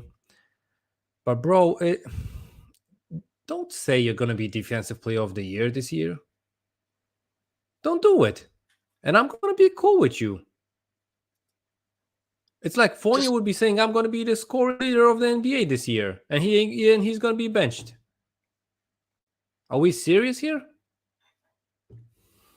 It's the generation, man. You Bro, know, after it's the more first like quarter, I made myself a drink. I got the drink down till we finished the second quarter. Now we're down, 6 whatever points. This is not the Sunday I envisioned with an early NBA game that I don't have to wake up midnight. yeah. It's supposed to be a treat for you, right? But Bro, you're gonna spend this your is afternoon all fucked up. holidays. This is holidays for me, bro. and I'm watching this. Bro, I don't want to curse. I'm a good person. I don't want to curse. And I know that I have a green light on your show. I just don't want to do it because I'm biting my tongue now. Yeah, it's frustrating, man. It's just very frustrating. Yeah, I'm happy to see that Cam Reddish woke up today. You know, but Cam Reddish, the way that he plays defense, the way that he plays offense, is something that's a plus for the team. You know, and when he got it going, it galvanizes the team to me. Iru, I'm 100% with you. Even if it's not skill, it's length. I prefer his defense. I'm not gonna say I love his defense. I prefer his defense over Fournier's 365 days from a year. Really, I prefer his defense, right? My only problem with Cam Reddish is on the offensive end. Sometimes he takes a contested three. Okay, I can live with that. But when you're driving to the hole, don't be fancy with it. Just dunk the ball, bro. He's like, oh, I'm going to do a reverse, double reverse, whatever. He can score that basket. He's just trying to do it in a fashion, in a fancy way. No, bro, score it. 2 points are better than, a missed field goal that, maybe someone is going to, put back it, like Hartstein or Mitch. But why just not get the points on your record, right? Just dunk the ball. In the States, they teach forwards always get the bound, go hard up, get the dunk. Don't play around, don't do those fancy whatever things. Dunk the ball, bro. You're so long, you're so quick, you're so athletic. Dunk the ball. I don't get why he wants to be so fancy. And I even gonna skip the thing that he's playing, looking all savvy, smooth, chill, whatever. Bro, you should be running on the court like you got a dynamite stuck in your ass and somebody light it up. I'm with you, That's man. what my coach always said. Bro, you got to run. You got to do 110%, not 88, 85. Oh, I'm going to, I can run smooth for the pictures, for the videos. No, bro. You run like this is your last game, bro. Yeah, you want to get paid. Cam Reddish want to get paid. You want to show guys how good you are. Then when is he going to do it? I mean, a game like today, he's been attacking. He's 6 for 10 right now. Driving to the basket, like you talk about being cute. Out there with the layups. Right now, everything is really right to the basket. Very strong, very very intimidating kind of. Guys in front of him, they kind of like stepping off because they can't contain him. So if he plays like this, so I'm like I was saying in the beginning, like RJ, okay, cool. If we keep RJ, that's fine. But all we need is Cam Reddish is to give us 12 to 15 points a game, and that's all we need. I'm not asking for him to be a 20-point a game scorer. Get that points total up to 15. Then it would take the responsibility away from some of these other guys, and then we will have a much better basketball team. You agree with that? True. Yeah, true, bro. Listen, and it's gonna help us not only on one side of the court. No, Knicks fans think that this guy is a two-way player, and Cam might be the best two-way player we have on the roster, but he ain't doing it just because he wants to get smooth and fancy. He's out there fighting for his life. The referees also are calling a horrible game today, man. They're not consistent in how they call this game at all. Yeah. And listen, and like you said, the worst thing that you can get out of officials, that they're not consistent. If you want to let the game go, cool, let it go. But you do it from the tip till the end buzzer. You don't switch up. Oh, we got to get it under control. Now we're going to call it tight. Because people, if players adjust, they see that they can, play a little bit harder, so they do it. then you adjust, and then you hurt the wrong guys because he might have, for a player to adjust, for like Randall, he's gonna adjust. Hartstein, they're gonna adjust, right? But they got fouled in the same situation in the first half. They adjusted midway game, halftime, and then they do the same thing in the second half, and they get called for a foul. So that's hurting one side or a certain player, right? So that's why if you're letting it loose, let it loose for the whole game. Yeah, that's it. Because Pokuševski. You see, Poku's a shooting guard, man. He's a 7-foot shooting guard. Yo, Poku is on the weight scale as my son, bro. My son is 13, bro. He's like, he's like 210 140 7 pounds. feet. Well, he's like 210. They got a listed at 210. He's got to be less than that. But he's 7 feet tall, so maybe soaking wet, bro. Yeah, they probably caught him. I bet you out the Tibbs shower. weighs more than him. Yo, Tibbs Probably does. weighs more than him. I weigh more than him. I weigh fucking 245. Yeah, last time I checked. but me too, bro. I'm a little bit higher than Tibbs. Yeah. I'm guessing at least. Yeah, man. So I mean, this So- OKC squad is coming at us, man. They're coming for us today. It's embarrassing because this is our home I'm court. not gonna lie. I'm gonna be upset if we lose a game that we broke a franchise record in the first quarter and we're gonna lose the game. It's like the Celtics will lose the game when they score a franchise record of 3-pointers. Yeah. Oh, somebody stole something back there. Yeah.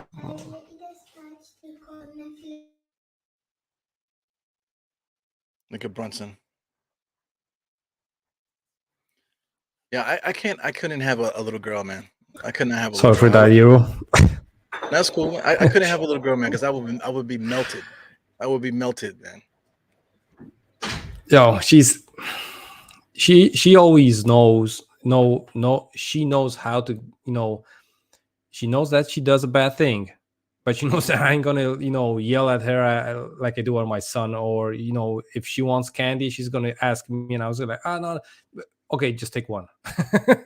And we know it's not gonna end with one, right? So Yeah. So we back again.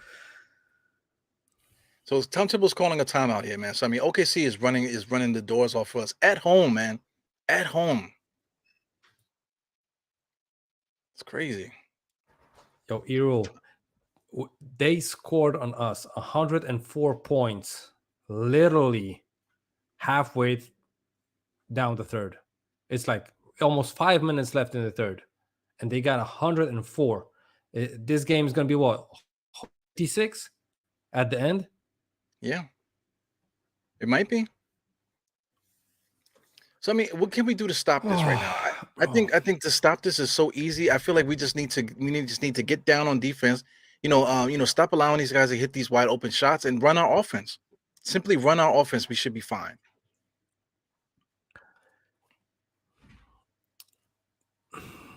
Eero, for me to stop this kind of bleeding, I don't care. You foul a guy, you don't let the guy score by any means. I mean, like, you take it personal, like it's game 7 of the finals.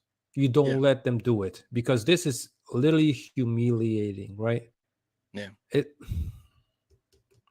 upset, 3-pointers, bro. man. I'm upset. Guys shooting 3-pointers, they gotta punch them in the Sunday stomach or evening for something. me. What's the time right now? Yeah, literally, it's 15 minutes till 8. So, Okay. like you see, my daughter is still not in bed even, but yeah, man, it's frustrating. Definitely frustrating. yeah, and for real, I understood how we were up, in the first quarter, because the shooting there was awesome, and I'm not gonna lie, we were playing great offense, right? We were making shots. It was fast paced because it was like 7-10 second of the possession. We were taking a shot, but if it's falling, you can do that. But if it's stopping to fall, you gotta change the pace of the game, slow it down, But now we're behind, so we can't slow it down that much because we need to catch up with these guys. So you don't Yeah. want to do that totally. But You know, but still, well, I was gonna say normally I like say that this comment here from Pierce Playground. Normally I would shoot down this comment, but right now our starters played 20 25 minutes. Everybody almost got 25 for the starters, and our bench guys that the Rose when he came in, Rose, Jericho Sims, and those guys when they came in, they started a nice run in that first quarter that helped us get to that 48. They only played 9, 8, 7 minutes, 7 minutes. Like what is that about? What is Tom Thibodeau watching that he felt like that we need to keep these starters out there for extended minutes here? Where they're not right. stopping the bleeding. And if I'm correct, I thought D Rose had like in 7 minutes he had like 5 assists in the first Yes. half, right? At the Yeah. beginning. Yeah. Yo, why do you take out a guy that's even you can't call him hot? He's just doing everything for you on the offense. Yeah. And then you never go back to him. They never went back to him. Lightly said some BS, right? Yeah. Yeah. That's my problem because and listen, I understand SGA. He can have 20 points, 7 out of 12 shooting, right? Cool. He's SGA, but the rest of those guys, last year half of them were in the G League. Yeah. Dort got 18. Giddy has 16. Giddy's about to get a triple double on us. He got 16, 6, and 10. Oh right yeah, now. he had that last year. So this year he's like, he penciled in that triple double. He picked himself in the Yahoo Fantasy League. Yeah. Where the Eagles For this came week, 1-on-1 there. Fadeaway jump shot. That's good. That's a good shot. That's a good shot for Cam Reddish. He should make those consistently. Yeah, but bro,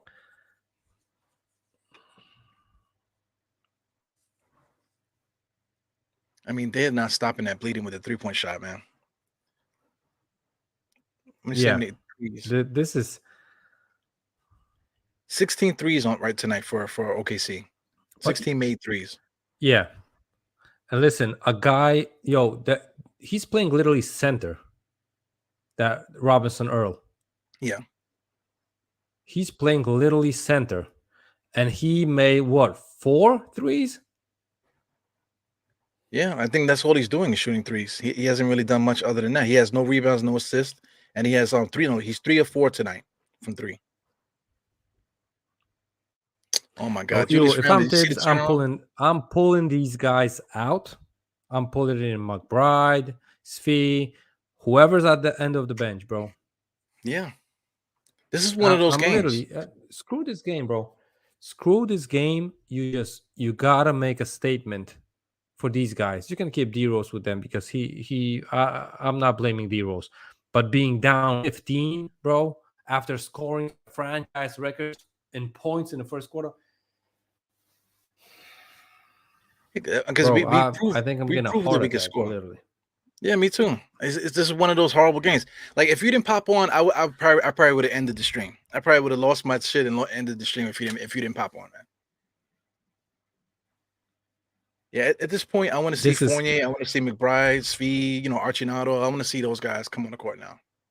But Iru, bet you one thing. If we are gonna be down, well, whatever the score is gonna be, he's gonna put in RJ the last 3 minutes of the game just for him to pad the stats, bro. Yeah. He's gonna be like, oh, let RJ have like the extra 6 points for his average in the season. And not for nothing, this is how RJ gets it. RJ gets his points in games like this. Garbage time. Yeah. Garbage time, bro. I'm thinking about switching this game to the Poland-Croatia game. Bro. Wait, the Poland Croatia? What quarter are they in right now? No, they're gonna start in like 10 minutes, bro. But yeah, I'm with you, man. If you want to watch that, it's gonna be without 6 best players, right? Yeah.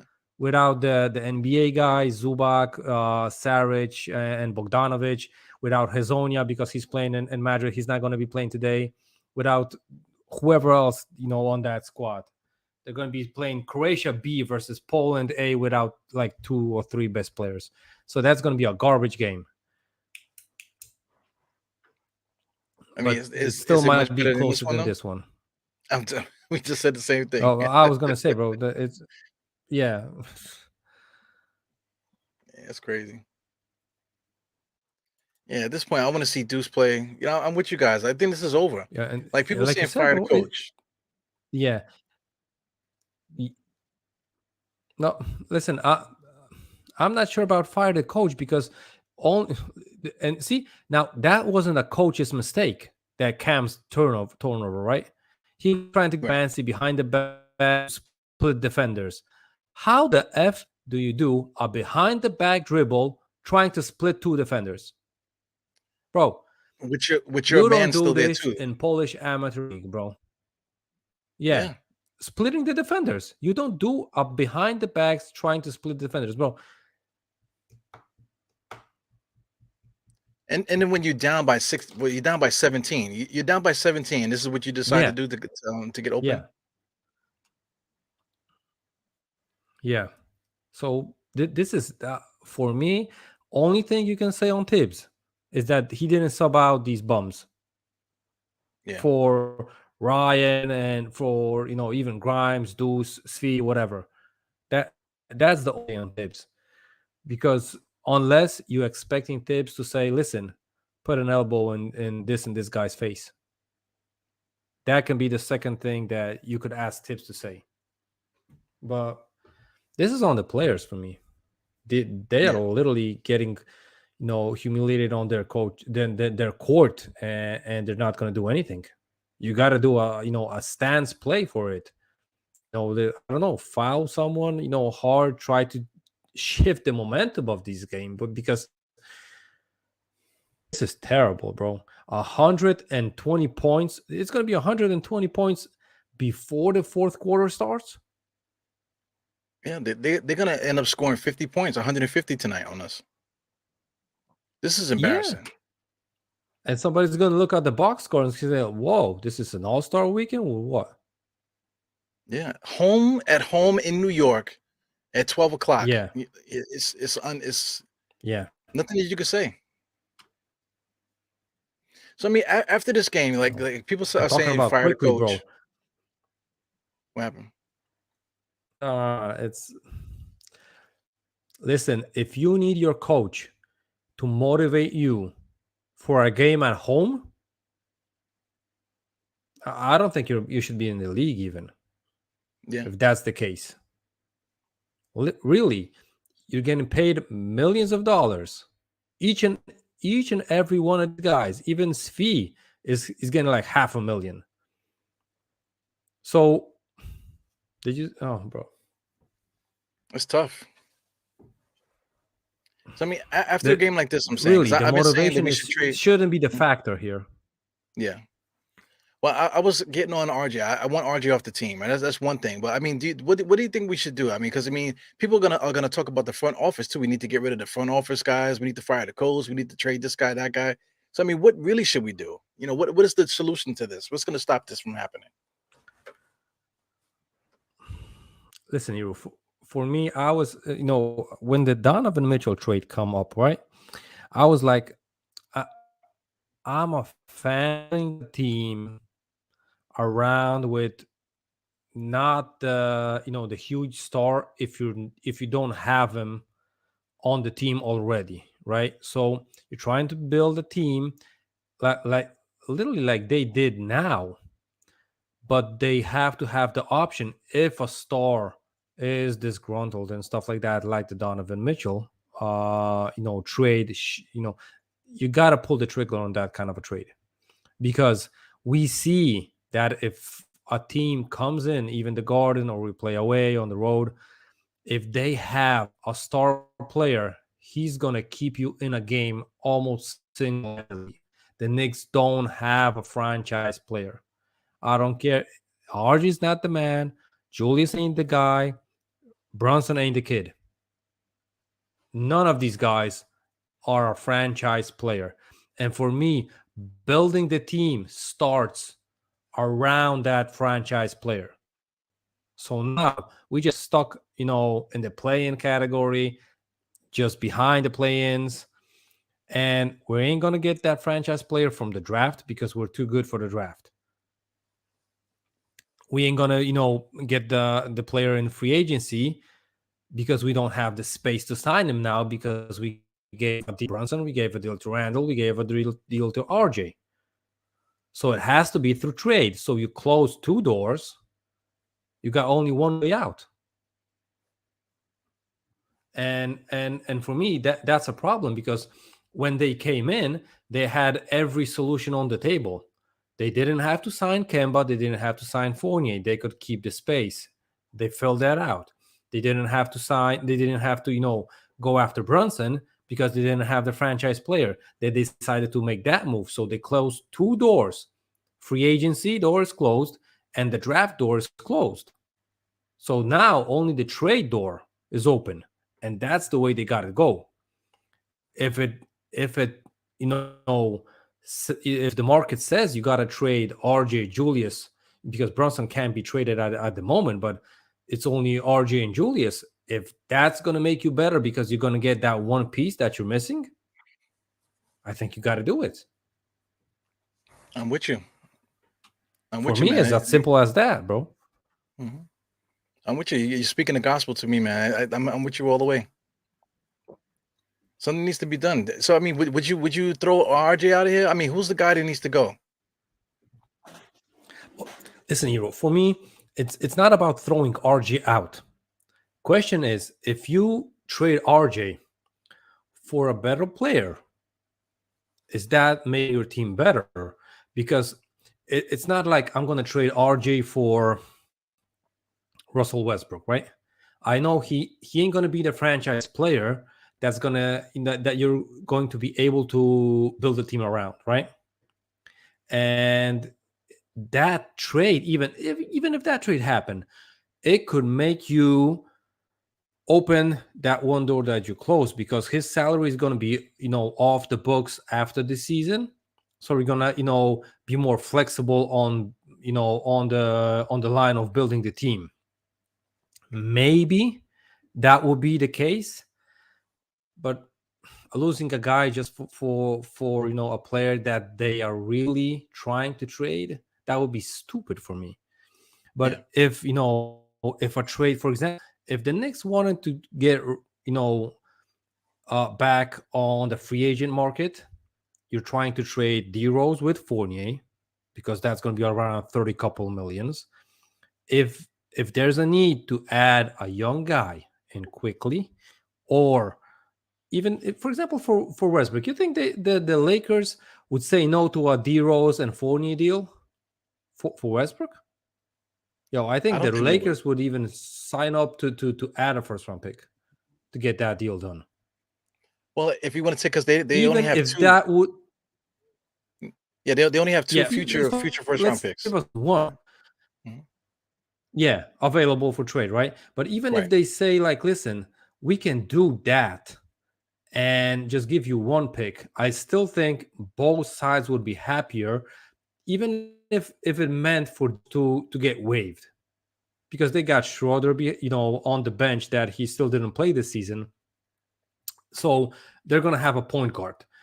Because I think, you can't do D-Rose that dirty that you're going to trade him to the West Coast if he clearly needs to be close to Chicago, like in a 2-hour flight, whatever. So if that would be the case, I think, you got to talk it through with D-Rose.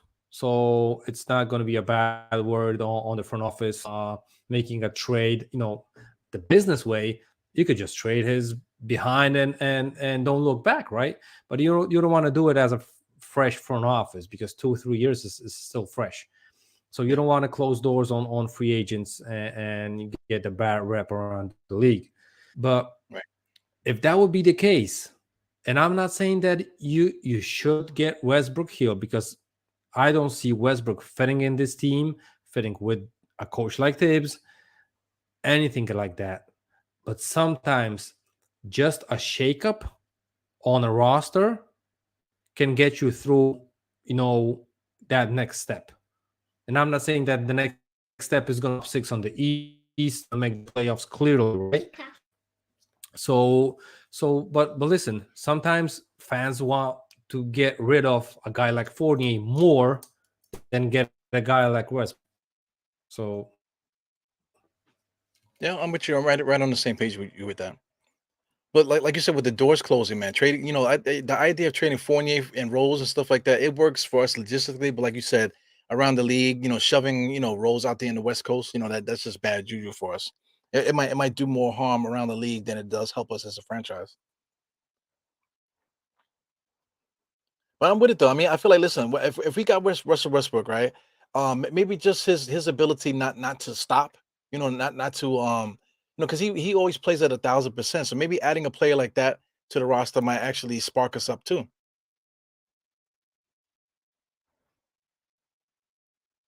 That sounds like bullshit to me though. yeah, I just said it just to say it. It sounds like a bunch of BS.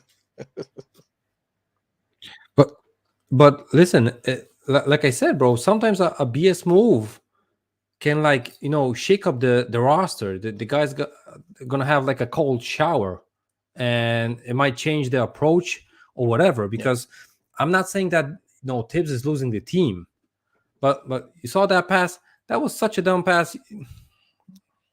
Yeah. Yeah, me and you are right on the same money too. Me and you were watching the game on the same exact point, I think. Yeah. You know what? I'm with you, man. We need to make a trade. It's like we need to make a tourniquet trade. Stop the bleeding. Start preparing and thinking about the trade deadline. Start thinking about the off season, that type of stuff. While still trying to stay competitive. But we need to do something to stop the bleeding right now. IQ right now is just dribbling to nowhere, and he just pulls up. It's just garbage. And at the same time, we got 9 minutes left in this fourth quarter, and we're only down. What are we down by? 15? It's still enough to come back into this game because OKC is not necessarily playing that much better than us right now.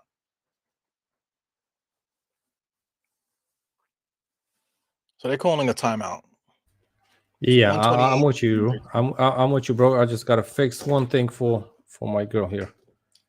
Still Okay. down 15. So Yeah, still plenty of time. 9 minutes left, man. Like I always talk about, you need like 5 minutes to go on a nice little run. So at this point, the Knicks need to go on a run, and then we even have to get into the stop. listen, 3-4 minutes. 3-4 minutes is gonna save your behind, but you gotta play both sides of the court. You play D, and then you get the a couple of hoops in a row. Sometimes just disturbing the opposition team is gonna get you on track, but Right. it doesn't seem like these guys are interested in that. So Yeah. It's wishful thinking because right now there's nothing that's really going to stop him. But that's the only thing. If the Knicks can put together a nice little 5 minute run where we can at least make it into single digits, then we can start playing back and forth basketball. Make a stop, in between, making buckets and stuff. Then we can battle with them towards the end. But right now, it's not going to happen unless we go on that major run.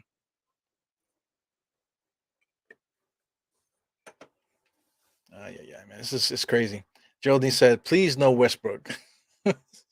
But listen, man, like I said, getting Westbrook and getting rid of Fournier and getting rid of Rose, that's the only reason I would do it. I wouldn't trade anybody significant because the Lakers are not looking, they're not looking to trade Westbrook for anything significant. They would like to get a draft pick in the mix, but like if we're trading Fournier and Rose for Westbrook, then it would be a courtesy to give them one first round draft pick, just to help them out a little bit. Like you said, it opens back open the free agency door too when we make that deal. So I mean, it's interesting, man. Westbrook makes a lot of bread though. He makes like 40 something million, if I'm not mistaken. So I don't know if Andy, you still, yeah, he's still there. You were a little frozen there for a second. yeah, I'm here. I just had to do some. You have a new device at home, so you got to transfer all the gaming accounts. So okay, that's a thing that can be postponed, bro. I got you. Here goes somebody, OG and Anobi. Yeah, I wouldn't mind trading RJ up north and getting this guy, OG. Listen, I don't think OG, like, does he move the needle though? No, he doesn't. Above RJ? Is he that better? I don't think so. I'm moving RJ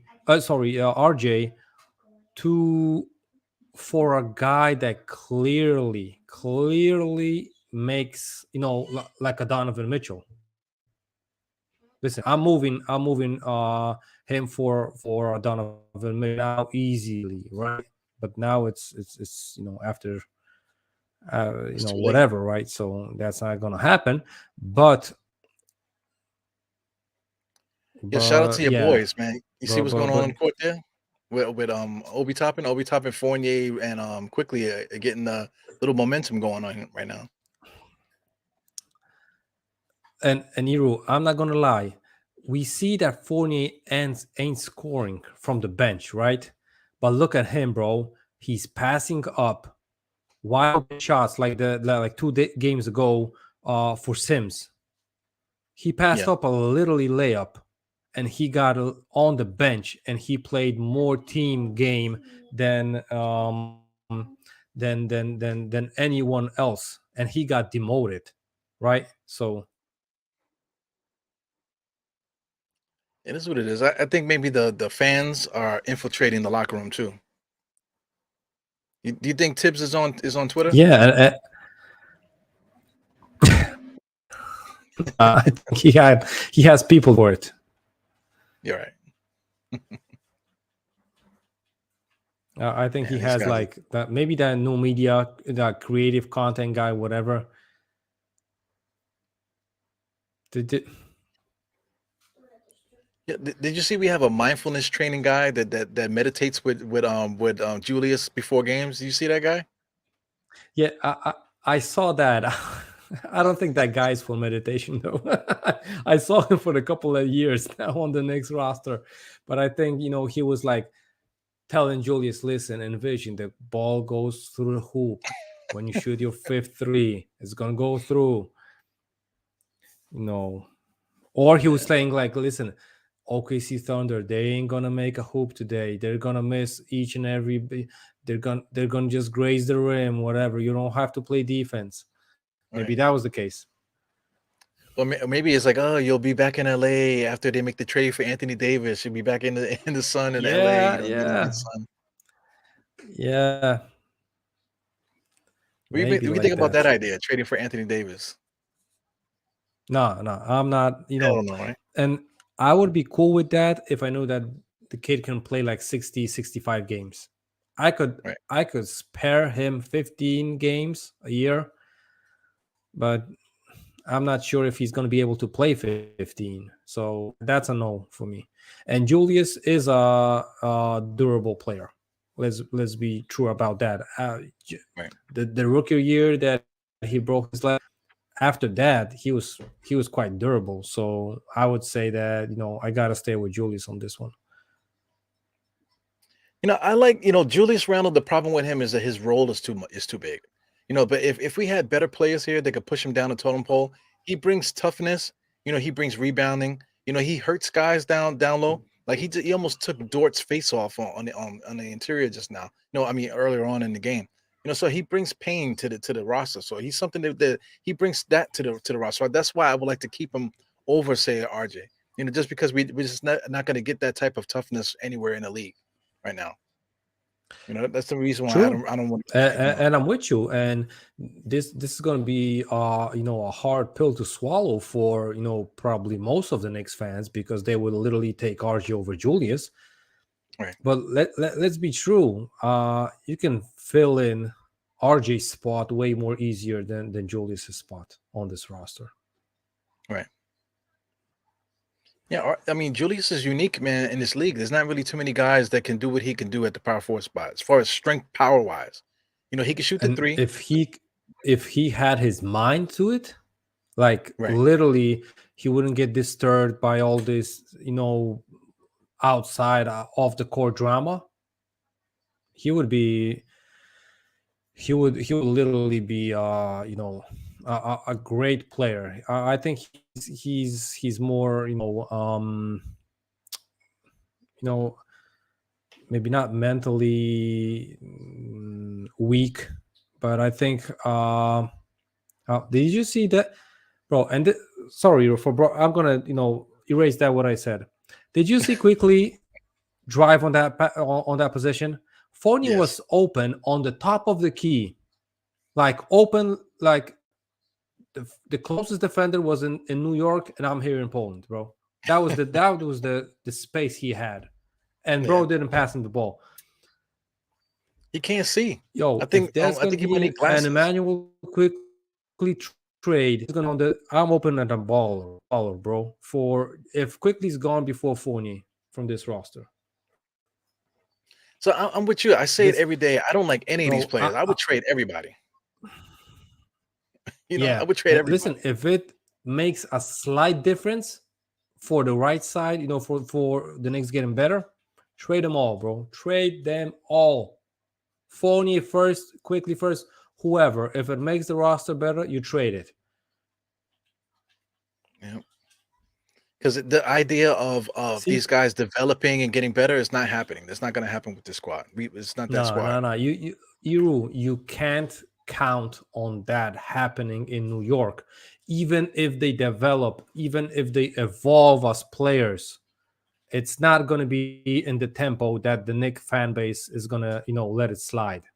It's going to be too slow, because Knicks fans think that if you get drafted in the first round, you got to make the all-rookie team first year, the all-star, maybe not the all-star game, but you have to be you have to be like mentioned in whatever category in the second year. Third year, you got to be the all-star. Yeah. And listen, there's going to be tons of players, tons of fans that's going to say like, "Oh, Cam, he has all-star potential." Bro, he's in the fourth year. Nobody even wanted him. Yeah. Nobody wanted him. Frank Ntilikina is in his fourth year. Well, a lot of fans too. They cite guys like let's say like PG-13 and what's the other guy on the Clippers? They said it took them 5 years to get it. So they still banking on that too. Like, in year 6, RJ will finally become an all NBA player. So we have to wait 6 years. What's gonna happen in between time? How are we gonna get better in between? 6 years? That's a long time. That's a whole first grader. And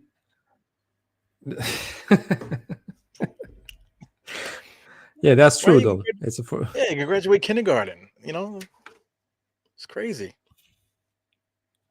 And Nero, I would live with that process if I knew that this guy is, in the second year or in the third year, he's going to be an all-star, and I know that he's the franchise player, right?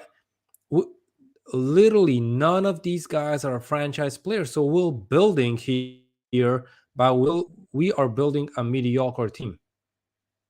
And you can't count that one of these guys is going to pop up every game and score 40. I don't think even the careers of these guys are 40. Maybe Fournier scored 40. I don't know if Julius' career high is 40 points. So, and I mean career high, meaning like they could do it like, a couple of times a year, right? And see, Cam can score. Kid can drive. Yeah. He can score. He didn't do an up and over or whatever, up and under. He just went straight up to the hoop. Do that more often, Cam. Andy N from Poland said that. Stop being so cute. Make the basketball play, not the ESPN play. Yeah. Go for the hoop. Don't look to be in the highlights, because you're going to get into Shaq and a Fool highlights, be into the ESPN highlights if you're Nick. So yeah. Oh yeah, this is rough, man. And there's nothing that OKC is doing that's stopping us from getting back in this game. It's just the Knicks are just consistently being terrible. Yeah, exactly like you said. The OKC ain't playing like a game that's gonna that they're doing whatever that you can't go versus them. What up, Jarrell, bro? What up? Salute to everybody in the chat. Did you bring the tissues? You brought the tissues for me and Andy. Me and Andy are crying like two. Yeah, I know. I've been listening the whole time. I'm up here watching both games right now, and we suck. Like both teams suck, but Giants are at least winning. So what can you add to this, man? Me and Andy are in a complete agreement of everything right now. Well, So I mean, what do you got to say? I mean, honestly, if you saw how I reacted to the Brooklyn loss on Steph's channel last Thursday night, you know I'm not really surprised by any of this, man. Like we kind of sorry. We suck, and people just don't want to admit it. Like we're not a good basketball team right now. Yeah, definitely. Before Andy came in, I was just about to go full evil. I was about to go I full know. evil, flaming on the thing, I know. and then Andy popped in there and took me out of it. But I know. Andy's going full evil right now. Right, you was about to start making funny voices and shit. I knew it was coming. Yeah, it was. Yeah, I was gonna start losing my mind. It was coming. The female voice is coming, guys. Yeah, you know? I knew it was coming, man. Especially since we scored so many points in the first quarter. Yeah. But I knew it was kind of fool's gold because we're not that good, and they scored almost 40 points themselves. So I knew we wasn't going to play defense all day. Yeah. I don't know, man. I mean, but Joel, on the Giants side, are you going to agree with us about this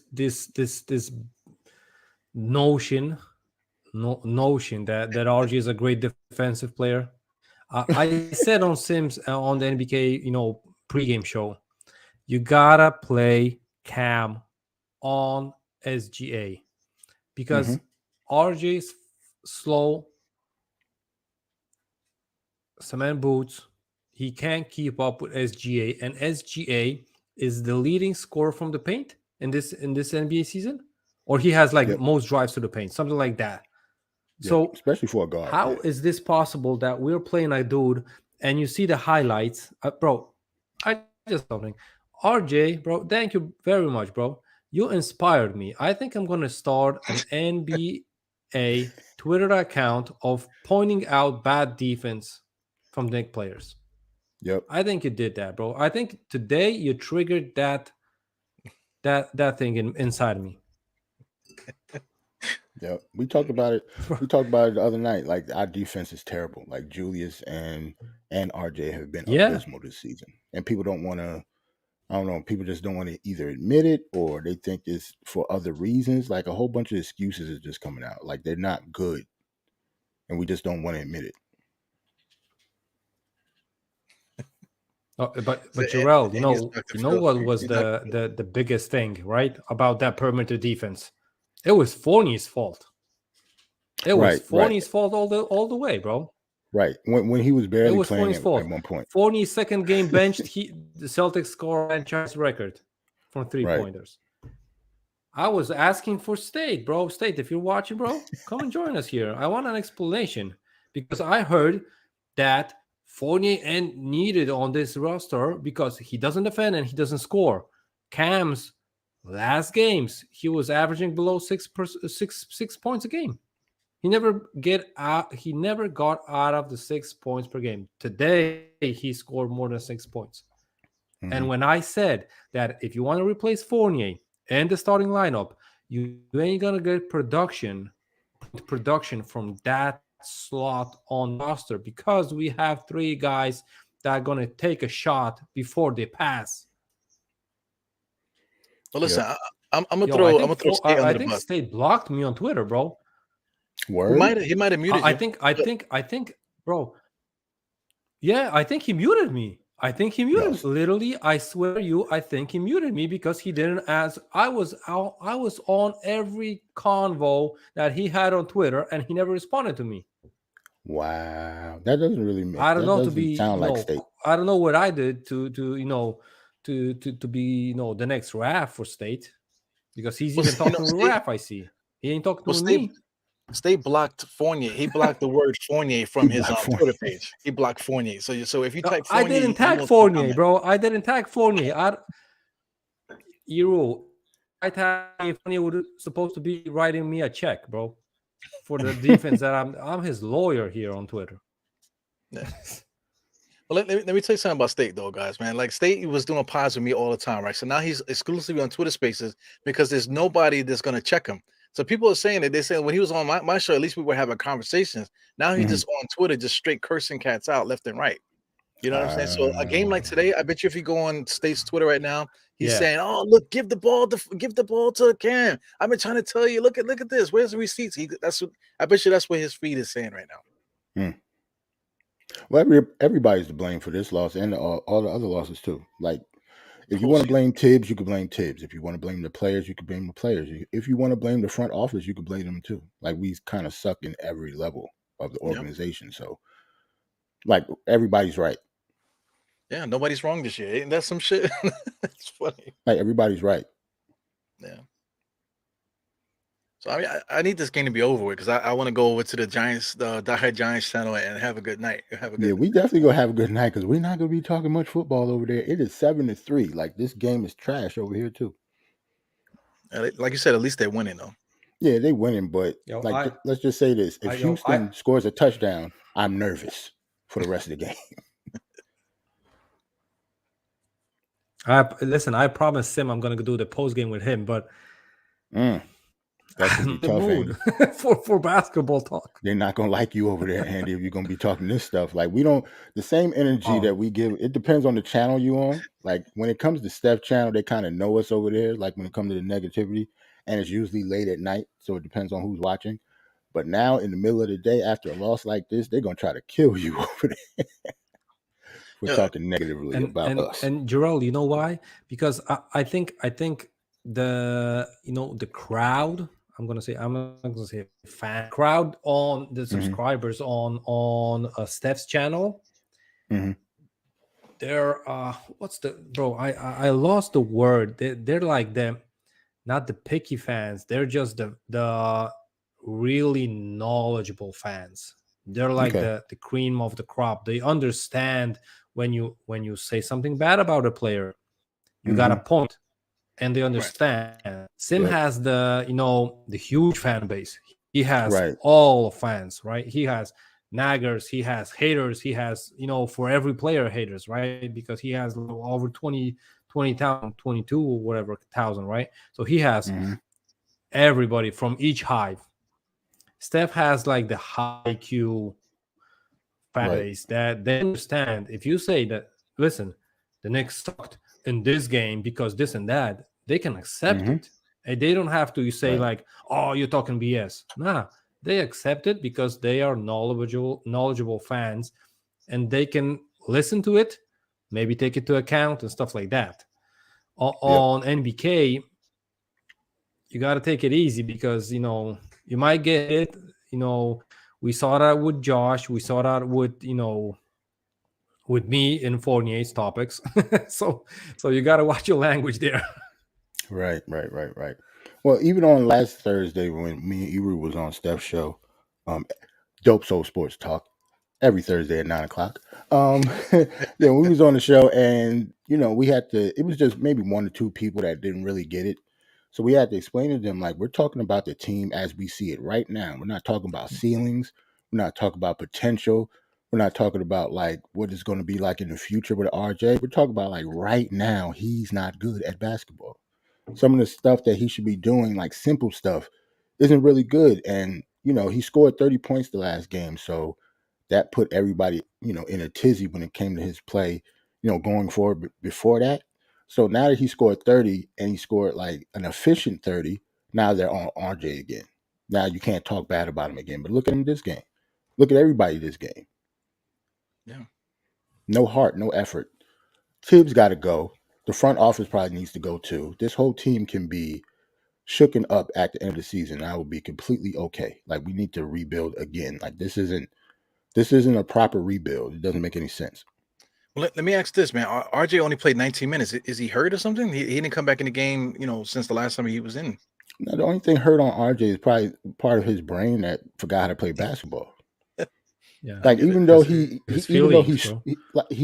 shoots more and he scores more points, but like just at an IQ level, he is not playing good basketball like he did even last year or the year before, especially on defense. I don't know what's happening to him on defense.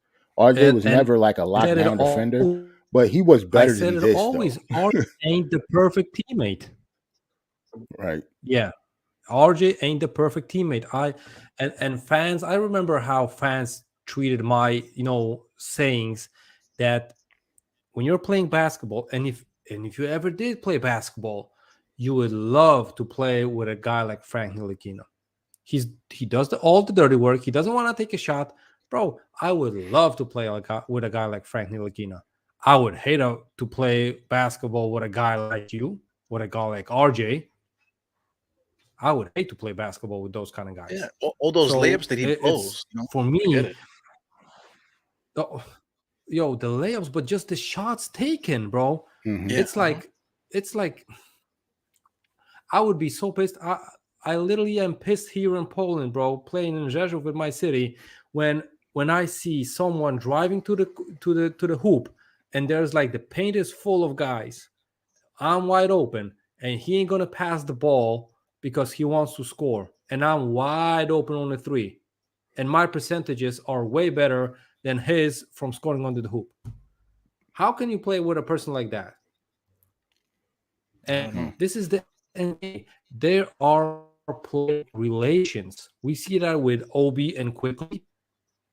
Quickly loves to pass to Obi. He doesn't pass to several other players on the roster. I'm about to say nobody else but Obi.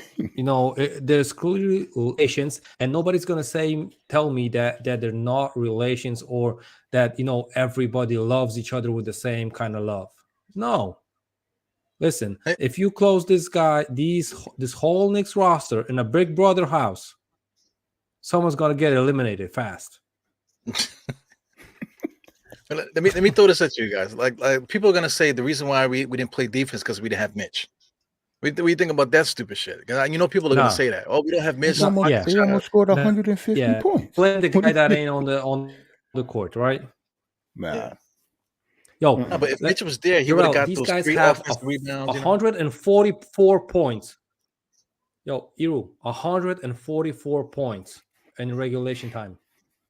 Bro, that's embarrassing. Word. This looked like a double overtime score. This looked like we played double overtime. Or triple, bro. This looks like the All-Star game from 5 seasons ago. Oh, with Marbury and Iverson and those guys? Damn, that's what it looks like. It looks like that game. Crazy, man. So I'm glad this is over with, because I'm not going to talk anything else more about this game. As soon as it's the 3, 2, 1. All right, ladies and gentlemen, you can see us three same guys over at the Die Hard Giant. What you're gonna do the post game with Sim, right? Right, Andy. I don't know. You don't know. That's funny. I don't know if Sim is ready for me, bro. I don't know if I can hold it back, today. Yeah, that's funny, man. Yeah, so if you want to follow guys, Andy's probably gonna go over to Sim and hang out with Sim, so you can hear him go crazy. Because it's right. What time is it now? Like 9, 10 over there in your time, 9 o'clock. So you could be drunk. It's like 8:30. So it's early. You could be drunk. You my son is still in bed. So. Okay.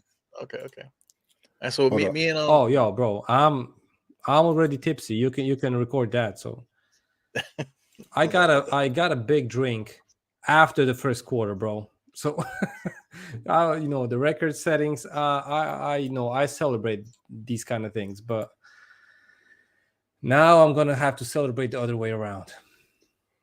Yeah, we're gonna do the same thing too, man. We're gonna switch sports. We're gonna head to Die Hard Giants and do the play-by-play over there. So I'm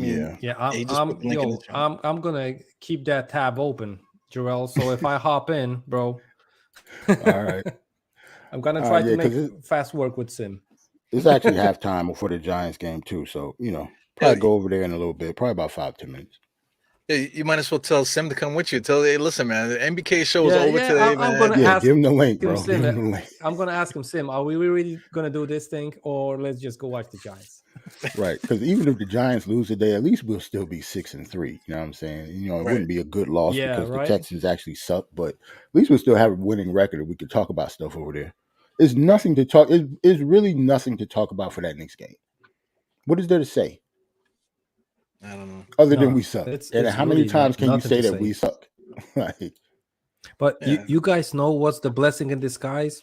Me and Sim were supposed to do these watch-along shows that we do it Mhm. exactly like usual with the Giants, with Yep, yep. NBK fans, like the subscribers, that the membership, right? The member guys.